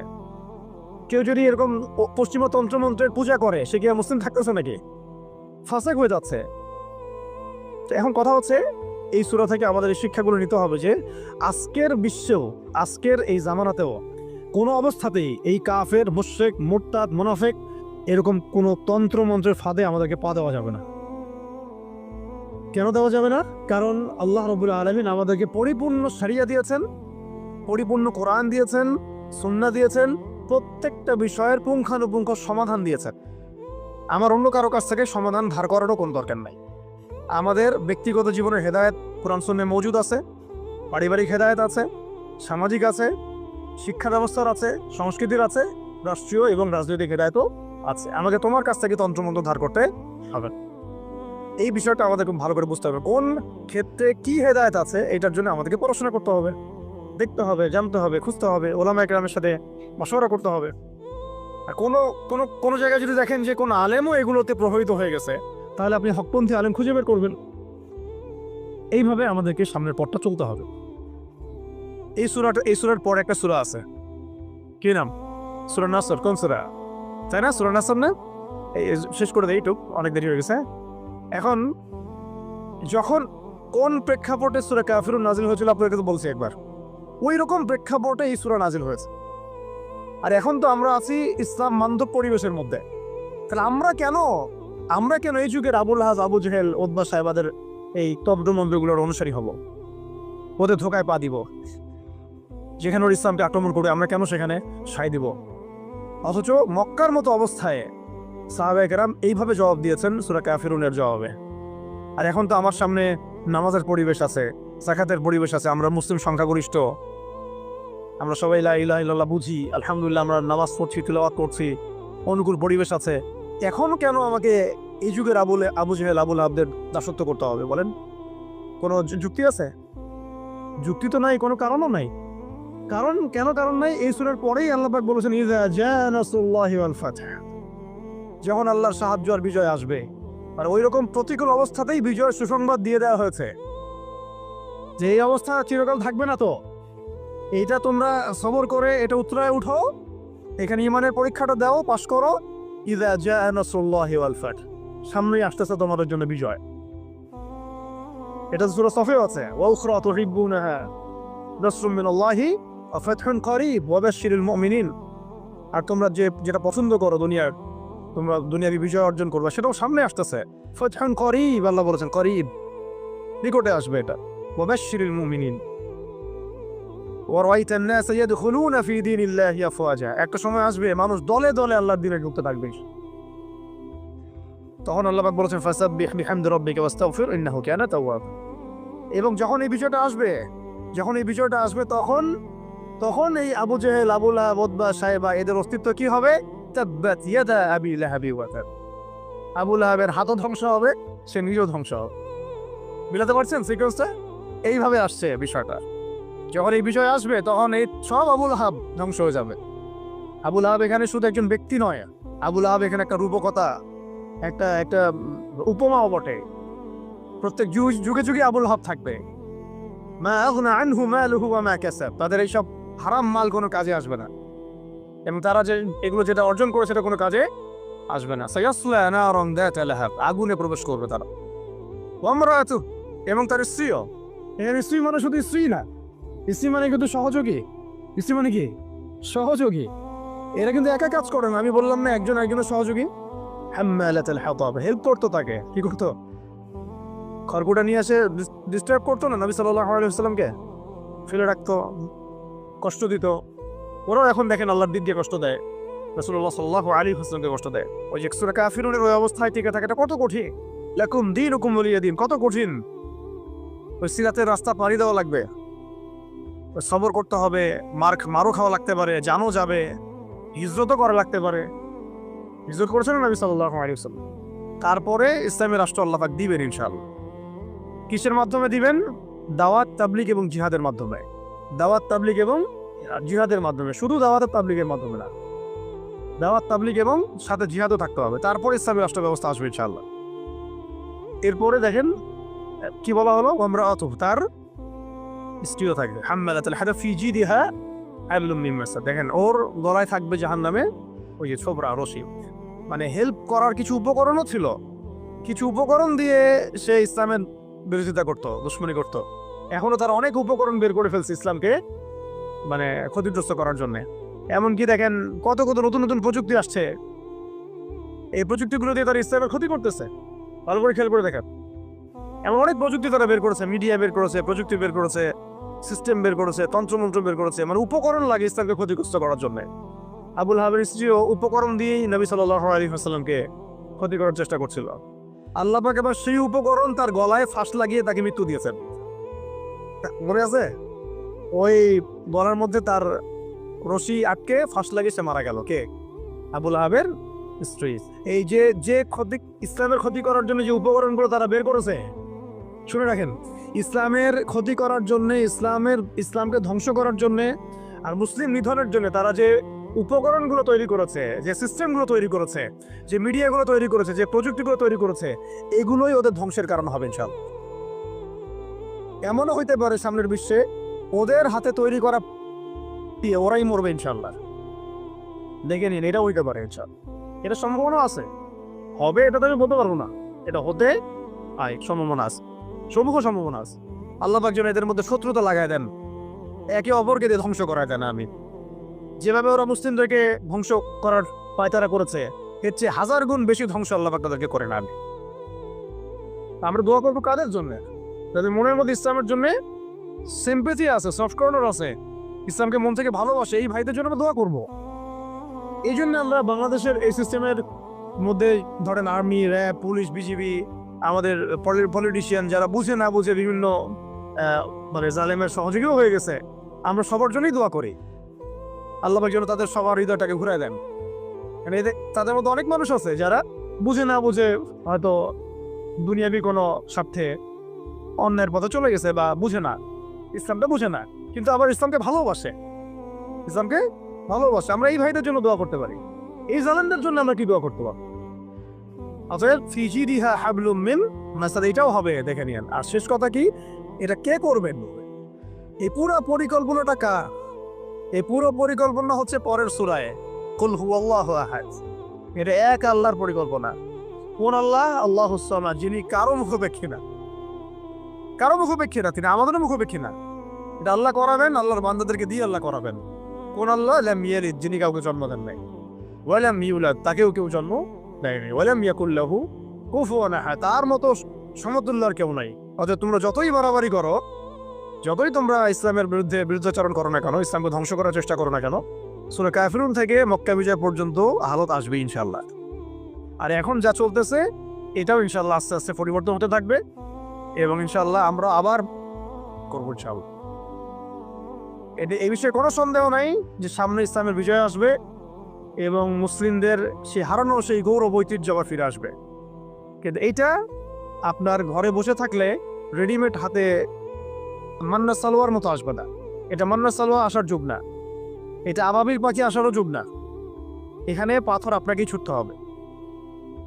আবাবিল পাখি এসে পাথর ছুটবে না, এটা পাথরটাকে ছুটতে হবে, আপনাকেই ছুটতে হবে।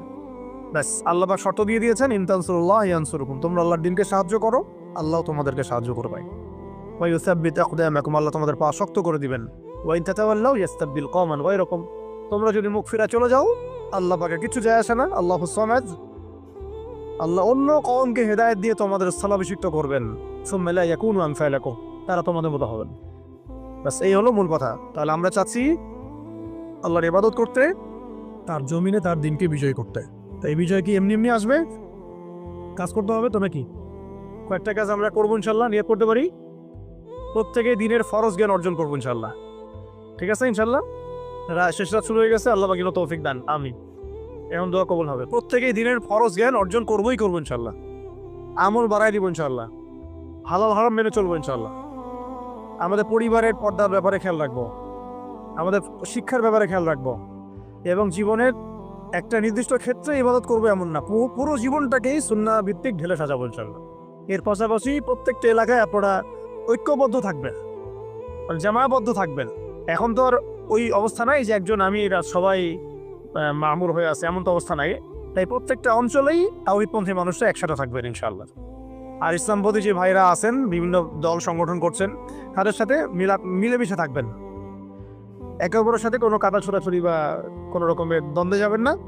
তাদের দ্বারা ইসলামের উপকার হলো তো আলহামদুলিল্লাহ। কিন্তু যদি দেখা যায় তারাও এইসব তন্ত্রমন্ত্রের ধোকায় পড়ে কোরম ধাঁধায় হারায় যান, এতে আল্লাহর কিছু যায় আসবে না। আল্লাহ পাক শরিয়া কায়েম করাই দিবেন ইনশাআল্লাহ। তারাও বুঝতে শিখবে, বুঝতে পারবে যে এইসব পশ্চিমা তন্ত্রমন্ত্র দিয়ে শরিয়া কায়েম হবে না। অন্ততপক্ষে কিছু যদি উপকার হয় তাহলে তাও তো ভালো, ইসলামের জন্য ওইটুকু ভালো। মাইমা হচ্ছে তো কালাম ভালো বলি আমরা কথা। শেষ কথা হচ্ছে এইগুলোর সাথে আমাদের ব্যাপক দাওয়াতের কাজ লাগবে, ব্যাপক দাওয়াতের মেহনত লাগবে, এবং প্রয়োজনে জিহাদের প্রস্তুতি রাখতে হবে। এই কাজগুলো একত্রিত হলে ইনশাল্লাহ দেখবেন সূরা কাফিরুন থেকে মক্কা বিজয় ইনশাল্লাহ হয়ে যাবে। আচ্ছা, এইগুলো আমি আবেগ থেকে কথা বলেছি এমন না, এটা বাস্তব ছিল, অতীতেও হয়েছে, এবং প্রত্যেক শতাব্দীতে ইসলাম বিজয় ছিল, এই শতাব্দীতে হবে ইনশাল্লাহ। আল্লাহ পাক যেন সেই কাফেলে আমাদেরকে কবুল করেন। আমি আপনাকে ভাই হিসেবে পরামর্শ দেই, জাস্ট দুটো কাজ করবেন, আপনার সমস্ত দুঃখ কষ্ট যন্ত্রণা শেষ, মুহূর্তেই শেষ। এক নাম্বার, সুন্দর করে ওযু করে মসজিদে গিয়ে আল্লাহকে সেজদা করেন, আপনার সমস্ত কষ্ট চলে যাবে। চলে যাবেই, আমি গ্যারান্টি দিচ্ছি 100% গ্যারান্টি, আপনার সমস্ত কষ্ট চলে যাবে ইনশাআল্লাহ। আমাদের নবী যখনই কষ্ট পেতেন নামাজে দাঁড়িয়ে যেতেন। তুমি কষ্ট পেলে ব্যঞ্জন ধরাও। যখনই নবী কষ্ট পেতেন, তার কষ্ট মনে হতো, খারাপ লাগতো, কোনো কিছু উদ্বিগ্ন চিন্তিত হতেন, তিনি ওযু করে নামাজে দাঁড়াতেন আল্লাহু আকবার বলে। আর তুমি গ্যাস লাইটার বের করেই বাস ভরিয়ে টান দেওয়া শুরু করো। অনেস্টলি বলেন দেখি, ওটা টানলে কি কষ্ট কমে? কষ্ট কমে না? পারে, আরো বাড়বে। যত আপনি জিয়ে রাখবেন তত বাড়বে। একটা মজার কথা বলে আমি আস্তে আস্তে শেষের দিকে যাবো, আলোচনা কিন্তু লম্বা হবে না, রমাদান দিয়ে শেষ করবো। শোনেন, এক ব্যক্তি খুব বেশি কাঁদে, তো ওই ব্যক্তির সামনে গিয়ে একজন একটা কৌতুক বলছে, কৌতুকটা বলছে, সে ব্যক্তি বলছে আমি এই কৌতুক বহুদিন শুনছি, এই কৌতুক শুনে আমি অনেকদিন হাসছি, একই কৌতুক কতবার আমাকে শোনাও। তখন সেই ব্যক্তি বলছে, দ্বিতীয় ব্যক্তি, যে একটা কৌতুক শুনে যদি তুমি বারবার হাসতে না পারো, তাহলে একই দুঃখের কথা মনে করে বারবার কাঁদো কেন? কথা বুঝতে পারছেন না? ঘটনা তো গন, কে শেষ, ওটা আমার জীবন থেকে ওভার। ওর সাথে আপনার অতীতের সাথে আপনার এখনকার কি সম্পর্ক? এখনকার আপনি নতুন মানুষ, এবং সেটা গন, কেস শেষ। সেজদা, ওযু করে সেজদা মানে নামাজ, এবং দুই সবচেয়ে আমার সবচেয়ে ফেভারিট জিনিস, সেটা হলো আল কোরআন তেলাওয়াত। আল কোরআন অর্থ বোঝেন চাই নাই বোঝেন, আপনি তেলাওয়াত করতে থাকেন, মনের সব কষ্ট চলে যাবে ইনশাআল্লাহ। আল্লাহ আমাদেরকে বোঝার তৌফিক দান করুন। এক নাম্বার সবক, আবু জেহেলের যুগে কি ছিল ভাই? শিরক। আবু জেহেলের যুগে 2 নাম্বার কি ছিল ভাই? সুদ। 3 নাম্বার কি ছিল ভাই? 4 নাম্বার ছিল মেয়েদের অবমাননা।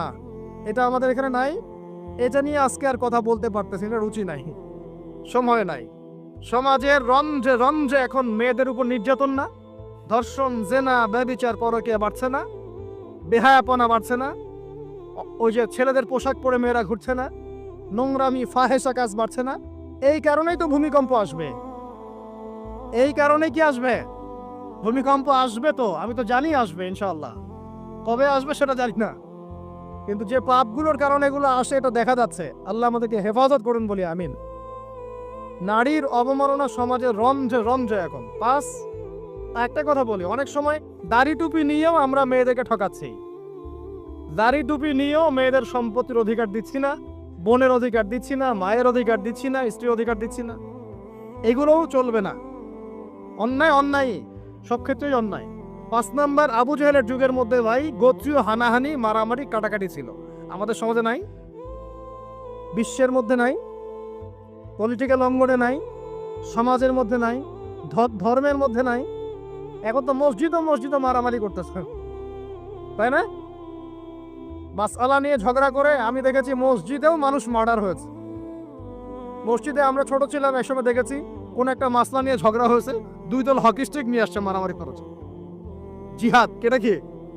আস্তাগফিরুল্লাহ। তো মসজিদেও, ধর্মতাত্ত্বিক ক্ষেত্রেও, অর্থনীতিতে, রাজনীতিতে, সমাজে, সব জায়গায় এখন গোত্রীয় হানাহানিটা আছে কি নাই? এখন বলেন আবু জাহেলের যুগের এই জাহেলিয়াত গুলো বর্তমান বিশ্বের মধ্যে আছে কি নাই? এই রকম জাহেলি পরিবেশেই কোরআন নাজিল হয়েছে, বলি আল্লাহু আকবার। তাহলে কেন এরকম পরিবেশে কোরআন নাজিল হলো? যাতে এই পরিবেশটা পরিবর্তন করা যায়, যাতে এই আবু জেহেলের এই জাহেলি পরিবেশটাকে দূর করে একটা আলোকিত সমাজ প্রতিষ্ঠা করা যায়। এজন্য কোরআন নাজিল হয়েছে, বলি আল্লাহু আকবার। কোরআন শুধু তাবিজ করার জন্য নাজিল হয় নাই, পানি পড়া খাওয়ার জন্য নাজিল হয় নাই, ওই 40 আর মিলাদ পড়ার জন্য নাজিল হয় নাই। ঘরের মধ্যে রেখে দিয়েছেন উপরে, মাসে বছরে একবারও খুলে বের করে দেখেন না, এই কারণে কোরআন নাজিল হয় নাই। আবু জেহেলের যুগ পরিবর্তন করার জন্য মুহাম্মদ সাল্লাল্লাহু আলাইহি ওয়াসাল্লাম চিন্তা করতেন কেমনে পরিবর্তন করব। হেরা গুহায় বসে তিনি চুপচাপ ভাবতেন। এই যে বলি আমরা হেরা গুহায় বসে তিনি ধ্যান করতেন, আসলে তিনি ধ্যান করতেন না। এখানে ধ্যান শব্দ না, শব্দ হচ্ছে মোরাকাবা। শব্দ কি? মোরাকাবা, আত্মপর্যালোচনা। মানে আমি কিভাবে এই জাহেলি মানুষগুলোকে চেঞ্জ করব, এই চিন্তা চিন্তা চিন্তা। এক পর্যায়ে আল্লাহ পাক কোরআন নাজিল করলেন। আল্লাহু আকবার। তার মানে কোরআন কেন নাজিল হলো? আবু জেহেলের যুগটাকে চেঞ্জ করার জন্য। এখন 23 বছর সময়ের পরে দেখেন তো, একটু এদিকে মনোযোগ দেন। 23 বছর পরের দিকে তাকান। 23 বছর পরে আবু জেহেলের যুগের মধ্যে কোনো শিরক আছে? কোনো সুদ আছে? মাদক আছে? মেয়েদের কোনো সম্মানহানি আছে? গোত্রীয় হানাহানি আছে? আবু জেহেল নিজেও আছে নাকি? ও তো নিজেও নাই। তার মানে পুরো সমাজটা পরিবর্তন হয় নাই। এইটার কারণেই কোরআন নাজিল হয়েছে, এই উদ্দেশ্যেই কোরআন নাজিল হয়েছে। কোন মাসে ভাই? রমজান। তাহলে এই রমজানের শিক্ষা কি? কোরআন পড়বো, কোরআন বুঝবো, কোরআন দিয়ে জীবন গড়বো, কোরআন দিয়ে সমাজ পরিবর্তন করবো ইনশাআল্লাহ। আলোচনার দরকার আছে আর? এই হলো মূল কথা। এখন কিভাবে করব এটা আমি একটা পথ পদ্ধতি বলে দিই, এটা বলে শেষ করছি। কিভাবে করব? এক নাম্বার ভাই, প্রত্যেক মুসলমানকে কোরআন তেলাওয়াত করা শিখতে হবে। রাজি আছেন ইনশাআল্লাহ? আমার আলোচনা শুনছেন এমন একজন ব্যক্তি বাকি থাকবেন না বাংলাদেশের মাটিতে ইনশাআল্লাহ যিনি কোরআন তেলাওয়াত করতে পারেন না। একজন ব্যক্তিও বাকি থাকবেন না যিনি কোরআন তেলাওয়াত করতে জানেন না। আল্লাহ পাক আমাদের সমস্ত দিনী ভাই বোনদেরকে, আমাদের রাজনীতিবিদ, আমাদের প্রশাসনের কর্মকর্তা, আমাদের সমাজের নেতা, অর্থনৈতিক নেতা, আমাদের যুবক যুবতী, কিশোর কিশোরী, তরুণ তরুণী, সবাইকে আল্লাহ পাক কোরআন তেলাওয়াত করার তৌফিক দান করুন। সবাই আমাদের ভাই না? এই পুরো দেশ আমাদের না? জাতি আমাদের না? আমরা কি কেউ কারো শত্রু? আমরা সবার জন্য দোয়া করবো ইনশাআল্লাহ। আল্লাহ পাক সবাইকে কোরআন তেলাওয়াত করার তৌফিক দান করুন। সমাজ পরিবর্তন করতে চান, কোরআন তেলাওয়াত পড়তে পারেন না, এই ভণ্ডামি চলবে না, এই ভণ্ডামি চলবে না। আল্লাহর ওয়াস্তে আল্লাহকে সাক্ষী রেখে বলেন, এই রমজানে আমরা কোরআন তেলাওয়াত করা শিখবো ইনশাআল্লাহ। কারণ রমজান মাসে কোরআন নাজিল হয়েছে, এই মাসের হক আমি আদায় করবো ইনশাআল্লাহ। 2 নাম্বার, কোরআন অবশ্যই কিছু অংশ মুখস্থ করতে হবে। কিছু অংশ বলতে 1টা সূরা, 5টা সূরা, 10টা সূরা, 1 পারা, 2 পারা, 3 পারা, পারলে পুরো কোরআন। নামাজ পড়তে কয়টা সূরা লাগে? 10টা সূরা হলে নামাজ পড়া যায় না? 5টা সূরা হলে নামাজ পড়া যায় না? আমরা সারা জীবনে যে বাংলা, ইংরেজি, অঙ্ক, গণিত, সমাজ, বিজ্ঞান, ধর্ম পড়ে শেষ করলাম, হ্যাঁ? তো কোরআনের যদি একটা পারা মুখস্থ করতে না পারি, আমরা কোন মুখ আল্লাহর কাছে দেখাবো বলেন তো দেখি? আমাদের এই চেহারাটা নবীকে দেখাতে হবে না? দেখাতে হবে। কিন্তু হাউজে কাউসারে নবী দাঁড়িয়ে থাকবেন, আমরা কিন্তু সামনে যাব, এই মুখ নিয়ে যাব, ইয়া রাসূলুল্লাহ আমি কোনোদিন কোরআন পড়ি নাই, ইয়া রাসূলুল্লাহ আমার পেটে বোম মারলে সূরা ফাতিহা বলতে পারি না, এই মুখ নিয়ে যাব? আমরা এই মুখ নিয়ে যাব না ইনশাআল্লাহ। আমরা এমন মুখ নিয়ে যাব, ইয়া রাসূলুল্লাহ আমি আমার সারা জীবন খাটিয়ে দিয়েছি কোরআনের দাওয়াতে, কোরআনের প্রতিষ্ঠায়, কোরআনের সংগ্রামে, কোরআন সমাজে বাস্তবায়নের জন্য ইনশাআল্লাহ। এই মুখ নিয়ে যাব ইনশাআল্লাহ। এবং কোরআন আমার কলিজার মধ্যে আছে, বইয়ের পৃষ্ঠার দরকারই নাই, কোরআন কলিজার মধ্যে থাকবে, হিফজ থাকবে ইনশাআল্লাহ। এক পারা করে হিফজ করতে পারবো না ইনশাআল্লাহ ভাই? অল্প একটু টার্গেট দিলাম, সবাই মিনিমাম এক পারা কোরআন তেলাওয়াত করব প্রত্যেক দিন ইনশাআল্লাহ। আর এক পারা কোরআন হিফজ করবো ইনশাআল্লাহ এই রমজানে। রাজি আছি ইনশাআল্লাহ? এক পারা বলতে 30তম পারা, আম্মা ইয়াতাসাআলুন এখান থেকে নিয়ে মিনাল জিন্নাতি ওয়ান নাস, 37টা সূরা। কয়টা সূরা ভাই? ডেইলি একটা করে করলেই হয়ে যাবে ইনশাআল্লাহ। পারা যাবে ইনশাআল্লাহ? আল্লাহ পাক তৌফিক এনায়েত করুন, বলি আমিন। মন থেকে দোয়া করে আল্লাহ পাক যুবক ভাইদেরকে কবুল করুন। শয়তান 3টা ধোঁকা দিবে। কয়টা? এটা দিবেই। আমি ওয়াজ করে যাই, বাসায় যান, তারপরেই শুরু শয়তান চলে আসবে, খুল যা সিমের মতো আর কি। শয়তান আসবে, এসে বলবে এক নাম্বার বলবে আমি তো অনেক জানি, কোরআন অনেক তেলাওয়াত করেছি, শিখেছি, নুরানি কোর্স করেছি, তারপরে কি বৈজ্ঞানিক পদ্ধতি শিখেছি, কওমি মাদ্রাসায় পড়েছি, এই সেই, আমি কোরআনের অনেক জানি ভাই, আমার জানার দরকার নাই। শয়তান প্রথম এটা দিবে আপনাকে। মনে রাখবেন, জ্ঞানের কোনো শেষ নাই, জানার কোনো শেষ নাই। এখন আমার কাছে মনে হয় ইসলামের আমি 10% জ্ঞানও এখন অর্জন করতে পারি নাই। আল্লাহর কসম করে বলছি, এটা আমার কাছে এমনই মনে হয়। 2 নাম্বার, শয়তান এসে বুঝাবে যে তুই তো পারবি না রে বাবা, তোর দ্বারা হবে না। আমি পারবো না রে ভাই, আমার দ্বারা হবে না। এটা কঠিন। হ্যাঁ, অফ উচ্চারণ করতে আমার গলা ভেঙে যাচ্ছে, হ্যাঁ উচ্চারণ করতে আমার কষ্ট হচ্ছে, আমি পারবো না রে ভাই, আমার দ্বারা হবে না। এরকম বুঝায় না? আমার গলায় আমার আসে না, আমি পারবো না, আমার বয়স হয়ে গেছে ভাই, আমি পারি না। এটা শয়তান বুঝায় আপনাকে। আপনি পারবেন ইনশাআল্লাহ, আপনিই পারবেন ইনশাআল্লাহ তাআলা। 3 নাম্বারটা মারাত্মক, এটা যুবকদেরকে বেশি বুঝায়। সেটা হলো, আরে এত তাড়াহুড়ার কি আছে, এখন অনেক সময় পড়ে আছে, পরে শিখে নিব, আগে কেবল বিয়েটা তো করি, বাচ্চা কাচ্চা হোক, হ্যাঁ একটা বাড়ি করি, শেষ বয়সে গিয়ে শিখবো, হজ করবো, উমরা করবো, চিল্লা দিব, কোরআন তেলাওয়াত করবো। শয়তান শিখায় না, এগুলো বুঝায় না। যুবক ভাই, এই ধোকায় পড়ে বহু যুবক কবরে চলে গেছে অলরেডি। এই ধোকায় পড়ে বহু মানুষ এখন কবরবাসী হয়েছে। তারা আল্লাহর কাছে প্রতি মুহূর্তে একটাই কথা বলে, রব্বানা আবসারনা ওয়া সামি'না ফারজি'না না'মাল সালিহান ইন্না মুকিনুন। হে আল্লাহ, আমরা আজকে দেখতে পারছি, পরকাল আমরা দেখেছি, পরকাল শুনেছি, বুঝেছি। আল্লাহ, তুমি আমাদেরকে একটা বার খালি দুনিয়ায় ফেরত দাও, না'মাল সালিহান, আমরা সৎ কাজ করে আবার ফিরে আসব। সব সময় বলতে আছে পরকালবাসী। এখন এবার নূহ আলাইহিস সালাম 950 বছর তার কওমকে দাওয়াত দিলেন, শিরক ছেড়ে দাও। কত বছর? 9টা শতাব্দী, 9.5 শতাব্দী তিনি তার উম্মাহকে দাওয়াত দিলেন, শিরক ছেড়ে দাও। তার স্ত্রী পর্যন্ত তার কথা শুনলো না, তার ছেলেও তার কথা শুনলো না। দাওয়াতটা কেমন ছিল? আমাদের মতো এই যে লাক্সারিয়াস বসে বসে দাওয়াত দেয় এমন নয়। দাওয়াতটা এমন ছিল, নূহ আলাইহিস সালাম নিজেই বলছেন, ইন্নী দাআউতু কওমি লাইলা ওয়া নাহার। আল্লাহ, আমি আমার কওমকে দিন রাত দাওয়াত দিয়েছি, দিন রাত 24 ঘন্টা। ওয়ালাম ইয়াজিদহুম দুআই ইল্লা ফিরারা। আমার দাওয়াত শুনে মানুষ খালি পালিয়েই গেছে। এরকম করে দাওয়াত দিয়েছে, এমন ভাবে দাওয়াত দিয়েছেন, শেষে সমাজের মানুষ শুনছে না, পরিবারের লোকও কথা শুনছে না। তখন হাত উঁচু করে বলছেন, রব্বি আন্নী মাগলুবুন ফান্তাসির। আল্লাহ, আমি পরাজিত, আমাকে সাহায্য কর। তখন আল্লাহ পাক প্লাবন পাঠালেন, ধ্বংস হয়ে গেল জালেম। আর যারা মুমিন তাদেরকে আল্লাহ পাক উদ্ধার করলেন কিস্তিতে করে। সভ্যতার সংকট বুঝতে পারছেন? সভ্যতার সংকট মানে হচ্ছে শিরক। যখন সভ্যতায় শিরক এসেছে, আল্লাহ পাক তাওহীদ পন্থীদেরকে বাঁচিয়েছেন, মুশরিকদেরকে ধ্বংস করে দিয়েছে।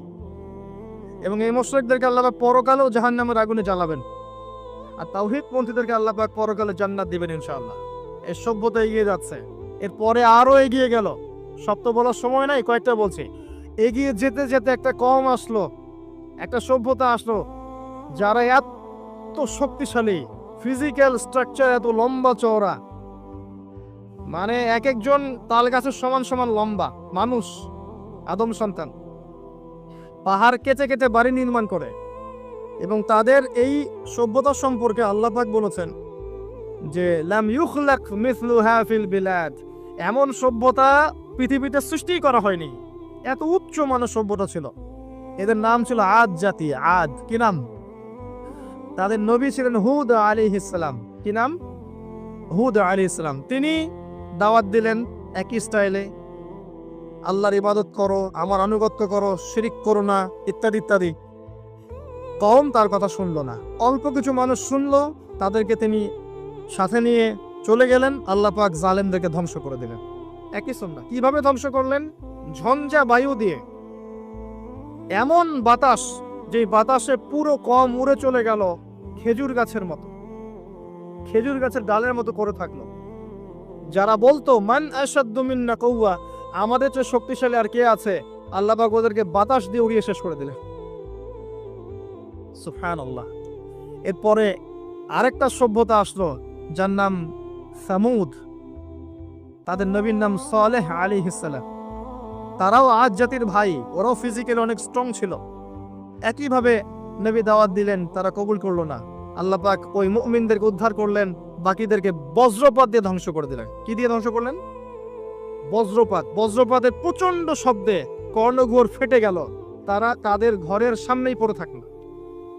এটা একটা কওম ছিল, যেই কওমটাকে বলা হয়েছিল যে সময় আছে তোমাদের সামনে, তোমরা চাইলে তওবা করে ফিরে আসতে পারো, অথবা 3 দিন ভোগবিলাস করতে পারো, ধ্বংস আসবে, আযাব আসবে। ওরা বলেছিল বরং আমরা 3 দিন ভোগবিলাস করে নেব।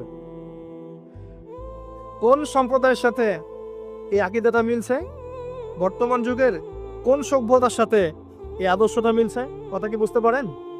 কারা শিখায় মানুষকে খাও দাও ফুর্তি করো, খাও দাও ফুর্তি করো, কালকের কি চিন্তা, আজকেই বেঁচে নাও? কারা শেখায়? এই যে সালেহ আলাইহিস সালামের কওম এমন ছিল। তওবা করে ফিরে আসো, ওরা বলছেন না, 3 দিন সময় আছে, খেয়ে নিয়ে ফুর্তি করে নিব। জেনা, মদ, খাওয়া দাওয়া সব চললো। তৃতীয় দিন সকালবেলা ফজরের সময় বিকট শব্দে ওদের কর্ণঘোর আল্লাহ ফাটিয়ে দিলেন, এবং ঘরের সামনে চিৎপটাং হয়ে পড়ে থাকলো, কওম শেষ, ডিস্ট্রয়। এখনো হিজাজ অঞ্চলে তাদের ধ্বংসাবশেষ দেখা যায়, অনলাইনে সার্চ করে দেখা। সভ্যতা এগিয়ে চললো। আপনি কি সভ্যতার এগিয়ে যাওয়ার মধ্যে মিল পাচ্ছেন? কোনো একটা কমন জিনিস পাচ্ছেন? প্রত্যেক সভ্যতা আল্লাহ পাক ওহী নাযিল করেছেন, রাসূল পাঠিয়েছেন, আনুগত্যের দিকে আহ্বান করেছেন। যারা করে নাই ধ্বংস, যারা করেছে সফল। সভ্যতার সংকট। সভ্যতা এগিয়ে যেতে যেতে একটা কওম আসলো, যার নাম হচ্ছে শুআইব, কওমে মাদিয়ান। কি নাম? কওমে মাদিয়ান। শুআইব আলাইহিস সালামের কওম। শুআইব আলাইহিস সালাম একজন নবী ছিলেন, যিনি তার মেয়েকে মূসা আলাইহিস সালামের সাথে বিয়ে দিয়েছিলেন। ওদিকে আমরা আসছি ইনশাআল্লাহ। শুআইব আলাইহিস সালামের কওমের অপরাধ ছিল, এরা মাপে কম দিত এবং ডাকাতি করত। কি করত? ডাকাতি। আমরাও কিন্তু কম করি না ডাকাতি। এখন আমরা নেক্সট সুরতেও ডাকাতি করি, বৎসুরতেও ডাকাতি করি, করি না? অনেকে তো কোটটাই পরে ডাকাতি করে, কোটটাই পরে বড় বড় মাপের ডাকাতি করে। কারণ আপনি কোটটাই বলে তো ধরতে পারবেন না কলার, কিছু বলতে পারবেন না। সব ক্ষেত্রেই এগুলো চলছে। স্যুট বুট পরে বসে থাকবো সুদী ব্যাংকে, মানুষের রক্ত চুষে খাচ্ছে। অনেক সময় দেখা যায় দিনের লেবাস পরেও আমরা জনগণের টাকা পয়সা লুটে খাই। হ্যাঁ, তো এই যে ডাকাতি করতো শুআইব আলাইহিস সালামের কওম, এবং তারা মাপে কম দিত। রমজান মাসে একটা অনুরোধ করবো, আল্লাহর ওয়াস্তে কৃত্রিম সংকট তৈরি করে মানুষকে কষ্ট দিয়েন না, বরং এই মাসে আপনি দাম আরো কমিয়ে দেন, আল্লাহ আপনার রিজিকে বারাকা দিবেন। মানুষকে খাওয়ান, বেশি বেশি ইফতার করান, বেশি বেশি ইফতার করান, সমাজ কল্যাণমূলক কাজ করেন, আল্লাহ রহম করবেন ইনশাআল্লাহ। আল্লাহর ওয়াস্তে এই মাসটাকে কোটিপতি হওয়ার সুযোগ মনে করেন না, এটা আপনার ক্ষমা পাওয়ার মাস। আল্লাহ পাক বোঝার তৌফিক দান করুন তাদেরকে। তারপরেও কিছু মানুষ থাকবে, লাহুম কুলুবুন লা ইয়াফকাহুনা বিহা, যাদের কলব আছে উপলব্ধি করে না, লাহুম আযানুন লা ইয়াসমাউনা বিহা ওয়া লাহুম আ'য়ুনুন লা ইবসিরুনা বিহা, কান আছে শোনে না, চোখ আছে দেখবে না। উলাইকা কাল আনআম, এরাই জন্তু জানোয়ারের মতো। বাল হুম আদাল, বরং তার চেয়ে ওরা নিকৃষ্ট। বাল হুম আদাল, বরং তার চাইতেও নিকৃষ্ট। ওয়া উলাইকা হুমুল গাফিলুন, এরা গাফিল সম্প্রদায়। আসেন, মাপে কম দেওয়া, ডাকাতি করার কারণে আল্লাহ পাক কি করলেন? আল্লাহ পাক এই মাদিয়ান জাতি ইতিহাসে প্রথমবার, সভ্যতায় প্রথমবার এই মাদিয়ান জাতিকে আল্লাহ পাক ভূমিকম্প দিয়ে ধ্বংস করেছে। ভূমিকম্প দিয়ে আল্লাহ পাক ধ্বংস করেছেন ওয়ার্ল্ড হিস্ট্রিতে প্রথম এই মাদিয়ান কওমকে। আর এই ভূমিকম্প আখিরুজ জামানেও আসবে, বড় বড় 3টা, একটা পূর্ব দিকে, একটা পশ্চিমে, আর একটা বিশ্বের মাঝখানে। অপেক্ষা করতে থাকেন এবং প্রস্তুতি গ্রহণ করতে থাকেন। সামনে আসবে ইনশাআল্লাহ আযজা ওয়া জাল। কারো ঠেকানোর ক্ষমতা নাই, বিকজ এটা হাদিসে লেখা আছে। কিছু করার নাই, একটা কাজই করার আছে, পরকালের ফিকির করা আর মৃত্যুর প্রস্তুতি গ্রহণ করা। আসেন, এরপর কি হলো? সভ্যতা এগিয়ে চললো। নবী মূসা আলাইহিস সালামের কওম আসলো, বনু ইসরাইলের ঘটনা আপনারা জানেন। এর আগে একটা স্কিপ করে গেছে, ওই দিকে আসছি। এর আগে ইব্রাহিম আলাইহিস সালাম ছিলেন, মনে আছে? ওই যে নমরুদ, ইব্রাহিম আলাইহিস সালাম বাবা তার আহ্বানে সাড়া দিচ্ছে না, বাড়ির থেকে চলে গেলেন। স্ত্রী সারা কিনে চলে গেলেন, এখানে থাকা শুরু করলেন। পরে হাজরা আলাইহিস সালামকে বিয়ে করলেন। সেখান থেকে আবার মক্কা, সেখানে সন্তানকে জবাই করার ফিতনা, পরীক্ষা, সফল হলেন, প্রত্যেকটা ক্ষেত্রে সফল হলেন। আল্লাহ রাব্বুল আলামিন তাকে বলেছেন যে ইব্রাহিম একাই একটা উম্মাহ। আল্লাহ পাক তাকে অগ্নি পরীক্ষা নিলেন, অগ্নি পরীক্ষাতেও তিনি পাশ করলেন। নমরুদকে আল্লাহ পাক ধ্বংস করলেন, ইব্রাহিমকে বিজয়ী করলেন। বলেন সুবহানাল্লাহ। সভ্যতার একই চিত্র। এবার মূসা আলাইহিস সালামের সময় আপনি গিয়ে দেখবেন ফেরাউনকে আল্লাহ পাক দলবল সহ ডুবিয়ে মারলেন। মূসা আলাইহিস সালাম বনি ইসরাইলকে আল্লাহ পাক উদ্ধার করলেন। একই চিত্র। সভ্যতার সংকট, বুঝতে পারছেন? সভ্যতার সংকটের মধ্যে যখনই আপনি দেখবেন শিরিক আছে, আল্লাহর অবাধ্যতা আছে, নবীর আনুগত্য নাই, ধ্বংস। যখনই তাওহীদ আছে, সুন্নত আছে, হালাল আছে, নবীর আনুগত্য আছে, সাফল্য। সভ্যতা আরো এগিয়ে গেল। দেখবে দাউদ আলাইহিস সালামের যুগ আসলো, তিনি জেরুজালেম থেকে ওয়ার্ল্ড শাসন করা শুরু করলেন। সুলাইমান আলাইহিস সালামের সময় আসলো, তিনি আরো বড় পরিসরে শাসন করা শুরু করলেন। এদিকে ইউসুফ আলাইহিস সালামের সময় এসেছিল, যিনি মিশরে রাজত্ব করেছিলেন। ইয়াকুব আলাইহিস সালামের সময় এসেছিল। ইদ্রিস আলাইহিস সালামের যুগ এসেছিল। যুলকারনাইন তার সময় এসেছিল, যিনি মাশরিক মাগরিব বিজয় করেছিলেন।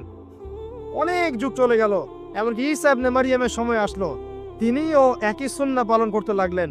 এরপরেও মুহাম্মদ সাল্লাল্লাহু আলাইহি ওয়াসাল্লামের সময় আসলো। এখান থেকে আপনি একটু বচন কবুল করতে লাগলো এবং ইসলামের প্রচার প্রসার বাড়তে লাগলো। যত প্রচার বাড়তে লাগলো, কাফের মুশরিকদের নির্যাতন তত বেশি বাড়তে লাগলো। এত নির্যাতন বাড়তে লাগলো, এক পর্যায়ে মক্কা থেকে আবিসিনিয়ায় হিজরত করতে হলো, হাবাশা, ইথিওপিয়ায়। সেখানে বাদশা নাজাশী ছিলেন, তিনি মুসলিমদেরকে আশ্রয় দিলেন, সেখানে মুসলিমরা থাকতে লাগলো। এমনকি নবী সাল্লাল্লাহু আলাইহি ওয়াসাল্লাম তায়েফে গেলেন সাহায্য পাওয়ার আশায়। তায়েফবাসী খারাপ ব্যবহার করলো, তাকে রক্তাক্ত করলো, তিনি আবার মক্কায় ফিরে আসলেন। তিনটা বছর গাছের ছাল পাতা খেয়ে সাহাবে কেরামকে শিয়ারে আবু তালেবে রাত দিন কাটাতে হলো। 3 বছরের বয়কট জীবন। এরপরে একই বছর অল্প কয়েকদিনের ব্যবধানে চাচা আবু তালেব এবং স্ত্রী খাদিজা রাদিয়াল্লাহু আনহা ইন্তেকাল করলেন। নবী সাল্লাল্লাহু আলাইহি ওয়াসাল্লাম বিষণ্ণ হয়ে পড়লেন। আল্লাহ পাক তাকে মেরাজ ঘটালেন, তার সমস্ত বিষণ্ণতা দূর হয়ে গেল। নবী সাল্লাল্লাহু আলাইহি ওয়াসাল্লাম 11তম বর্ষে ইয়াসরিব থেকে আগত 6 জন যুবককে দাওয়াত দিলেন, যাদের নেতা ছিল সাআদ বিন জুরারা রাদিয়াল্লাহু আনহু। এই 6 জন ইয়াসরিব মানে মদিনা থেকে এসেছিল, তারা ইসলাম কবুল করে আবার মদিনায় ফেরত গেল। তার পরের বছর তারা আরো 6 জনকে নিয়ে আসলো, 6 যোগ 6 মোট 12 জন। এর পরের বছর মুসআব বিন উমাইর রাদিয়াল্লাহু আনহুর দাওয়াতের ফলে 12 থেকে 75 জন মানুষ মদিনা থেকে এসে ইসলাম কবুল করলো। মদিনায় হিজরতের পটভূমি তৈরি হলো। নবী সাল্লাল্লাহু আলাইহি ওয়াসাল্লাম তার পরের বছর হিজরত করলেন মদিনায় সাহাবায়ে কেরামকে নিয়ে। এই যে মদিনা, এটাই হলো প্রথম ইসলামিক স্টেট। কথা কি বুঝতে পারছেন? ওই দাউদ এবং সুলাইমান আলাইহিস সালামের পর এবং ইউসুফ আলাইহিস সালামের যুগের পর এই মদিনাই হচ্ছে পরবর্তী ইসলামিক স্টেট। এখানে ছিল রাষ্ট্রের সমস্ত সংজ্ঞা, এখানে ফুলফিল হলো। এখানে জনগণ হলো, এখানে সার্বভৌমত্ব থাকলো, এখানে গভর্নমেন্ট হলো এবং যার প্রেসিডেন্ট স্বয়ং মুহাম্মদ সাল্লাল্লাহু আলাইহি ওয়াসাল্লাম। আমার কথা কি বুঝতে পারছেন? আমি একটু দ্রুত নিয়ে যাচ্ছি আপনাদেরকে, সময় শর্ট। এবার এই মদিনাকে প্রোটেক্টেড করার জন্য নবী সাল্লাল্লাহু আলাইহি ওয়াসাল্লাম সামরিক বাহিনী থেকে শুরু করে ইকোনমিক বেস, আপনার পলিটিক্যাল অ্যাফেয়ার্স, সমস্ত বিষয়গুলো করতে লাগলেন। এক পর্যায়ে আবু সুফিয়ানের কাফেলাকে আক্রমণকে কেন্দ্র করে বদরের যুদ্ধ হয়ে গেল, আর এই যুদ্ধে মুসলিমদেরকে আল্লাহ পাক বিজয় দান করলেন। তার পরের বছর উহুদের যুদ্ধ হলো। আমাদের একটা ভুলের কারণে আমরা এই যুদ্ধের সাময়িক বিপর্যয়ের শিকার হলাম। পরাজিত হয়নি, সাময়িক বিপর্যয়ের শিকার হয়েছে। স্বয়ং নবী সাল্লাল্লাহু আলাইহি ওয়াসাল্লামকেও মার খেতে হয়েছে। জি, এবং 70 জন সাহাবী এখানে ইন্তেকাল করেছেন, শাহাদাত বরণ করেছেন, যার মধ্যে হামজা রাদিয়াল্লাহু আনহু ছিলেন। এর পরের বছর 10,000 সৈন্য নিয়ে মুশরিকরা আক্রমণ করলো মদিনা। এখানে 1.5-2 মাস মদিনাকে অবরোধ করে রাখলো। এটা হলো খন্দকের যুদ্ধ, আহজাবের যুদ্ধ। সূরা আহজাব পড়ে দেখেন। এরপর তারা ফিরে চলে গেল। এবার নবী সাল্লাল্লাহু আলাইহি ওয়াসাল্লাম বললেন, আজকের পর থেকে তারা আর আমাদেরকে আক্রমণ করতে পারবে না, আমরাই করবো ইনশাআল্লাহ। এরপর নবী সাল্লাল্লাহু আলাইহি ওয়াসাল্লাম দাওয়াত বাড়াতে লাগলেন, ইকোনমিক বেস বাড়াতে লাগলেন, সামরিক বিষয়গুলো শক্তিশালী করতে লাগলেন এবং গোত্রে গোত্রে ইসলামের দাওয়াত পৌঁছে দিতে লাগলেন। এক পর্যায়ে স্বপ্ন দেখলেন তিনি মক্কা তাওয়াফ করছেন। সাহাবীরা বুঝে ফেললেন যে আমরা মক্কায় ঢুকবো।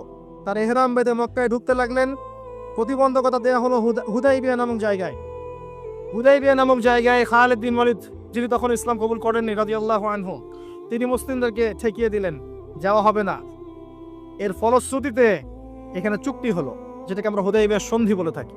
চুক্তির প্রতিটা দফায় বাইরের চোখ দিয়ে মনে হয় যে আমাদের প্রতিকূলে যাচ্ছে, কিন্তু আদতে এগুলো আমাদের অনুকূলে ছিল। কি দফা? 10 বছর আমরা যুদ্ধ করব না, ওকে ডান। তোমাদের কেউ আমাদের দলে আসলে ফিরাই দেওয়া লাগবে, আমাদের কেউ তোমাদের দলে গেলে ফিরাই দিব না, ওকে ডান। এই বছর ওমরা করতে পারবে না, ফেরত যেতে হবে, ঠিক আছে ডান। পরের বছর আসতে হবে, তাও 3 দিনের জন্য বিনা অস্ত্রে, ওকে ডান। সবকিছুই ডান, যাও। এই চুক্তি হয়ে গেল। আল্লাহ পাক আয়াত নাজিল করলেন, ইন্না ফাতাহনা লাকা ফাতহাম মুবিনা। এই চুক্তির মধ্যেই তোমাকে আমি বিজয় দিয়েছি নবী সাল্লাল্লাহু আলাইহি ওয়াসাল্লাম। বলেন সুবহানাল্লাহ। কি বিজয়? বোঝেন এই জায়গাটা। কুরাইশরা ছিল সবচেয়ে বড় শত্রু, আর আমাদের আরেকটা শত্রু ছিল, এটা দ্বিতীয় বড় শত্রু, আর এই কুরাইশরা সবচেয়ে প্রধান বড় শত্রু। কি করলেন নবী সাল্লাল্লাহু আলাইহি ওয়াসাল্লাম? তিনি 10 বছরের জন্য তাদের হাতকে চেপে ধরলেন। এই 10 বছর তারা আমাদের সাথে আর যুদ্ধ করবে না, মানে এরা স্টপ। এখন আমি বাইরের শত্রু থেকে ডিল করতে পারবো। কথা কি বুঝতে পারছেন? এই চুক্তির ঠিক পরের বছর নবী সাল্লাল্লাহু আলাইহি ওয়াসাল্লাম খায়বার আক্রমণ করলেন, কারণ এরা আর খায়বারকে সাহায্য করতে পারবে না। What a leader, what a personality, মানে কি ব্যক্তিত্ব, কি নেতা, কি বিচক্ষণতা, চিন্তা করেন। 10 বছর বন্ধ করে দিলাম, তোমার সাথে আমার কোনো লড়াই নাই এবং তুমি আমাদের কোনো শত্রুকে হেল্প করতে পারবে না, ওকে ডান, ডিল হয়ে গেল। এবার যেহেতু বড় শত্রুর হাত চেপে ধরা হয়েছে, এখন ছোট ছোট শত্রুগুলোকে তিনি সাইজ করা শুরু করলেন, একটা একটা করে ধরে সবগুলোকে সাইজ। পরে বড়টারও কলার চেপে ধরলেন। কি ডিপ্লোমেসি! আমরা খালি এখন মিষ্টি খাওয়া সুন্নত জানি, আমরা এখন জিওপলিটিক্যাল ডিপ্লোম্যাটিক সুন্নাত জানি না। জি, চিন্তা করে দেখ, এই জায়গাটা খুব ভালো করে বুঝবেন। খায়বার বিজয়ের পর থেকে নিয়ে মুসলিমদের আর্থসামাজিক অবস্থা আরো বাড়তে লাগলো, প্রচুর সম্পদ গনিমত বাড়তে লাগলো এবং পররাষ্ট্রনীতি অ্যাপ্লাই করা হলো। রোমক সম্রাটকে দাওয়াত দেওয়া হচ্ছে, মিশরের বাদশাকে দাওয়াত দেওয়া হচ্ছে, পারস্যে দাওয়াত দেওয়া হচ্ছে। আস্তে আস্তে সারা বিশ্বে ইসলামের দাওয়াত ছড়িয়ে পড়ল। এক পর্যায়ে মাত্র এই চুক্তির 3-4-5 বছর পরেই, এই চুক্তির 10 বছর যায় নাই, 3 বা 4 বছর পরেই, 3-4 4.5 এরকম বছর পরেই বিনা যুদ্ধে বিশাল সেনাবাহিনীকে নিয়ে নবী সাল্লাল্লাহু আলাইহি ওয়াসাল্লাম এই মক্কা আক্রমণ করলেন। মক্কা বিজয়। কোন মক্কা? যেই মক্কায় আগে শিরিক ছিল, এখন শিরিক নাই। যেই মক্কায় সুদ ছিল, এখন সুদ নাই। যেই মক্কায় নারীকে জীবন্ত কবর দেওয়া হয়েছে, নারীর কোনো অবমাননা নাই। যেই মক্কার মধ্যে মাদকের সয়লাভ ছিল, কোনো সয়লাভ নাই। যে মক্কায় গোত্রীয় হানাহানি কাটাকাটি ছিল, এখন কিচ্ছু নাই, সবাই ভাই ভাই। এই মক্কা, জাহেলিয়াতের মক্কাকে আল্লাহ রাসূল সাল্লাল্লাহু আলাইহি ওয়াসাল্লাম 23 বছরের ব্যবধানে একেবারে টোটাল ইসলামিক পরিবেশে পরিণত করলেন। সেই আল্লাহ কি মরে গেছেন? সেই নবীর আদর্শ কি মরে গেছে? আল্লাহ নাজিল করা সেই কিতাব কি উঠে গেছে পৃথিবী থেকে? তাহলে ওই জাহেলি সমাজকে যদি পরিবর্তন করা যায়, আমাদের জাহেলিয়াতকে পরিবর্তন করা সম্ভব না? এই বিশ্বের জাহেলিয়াত পরিবর্তন করা সম্ভব নয়? আমরা করতে পারি না পারি, আল্লাহ পাক এমন প্রজন্ম আনবেন, দেখে নিন তারা করে দেখাবে ইনশাআল্লাহ। যখন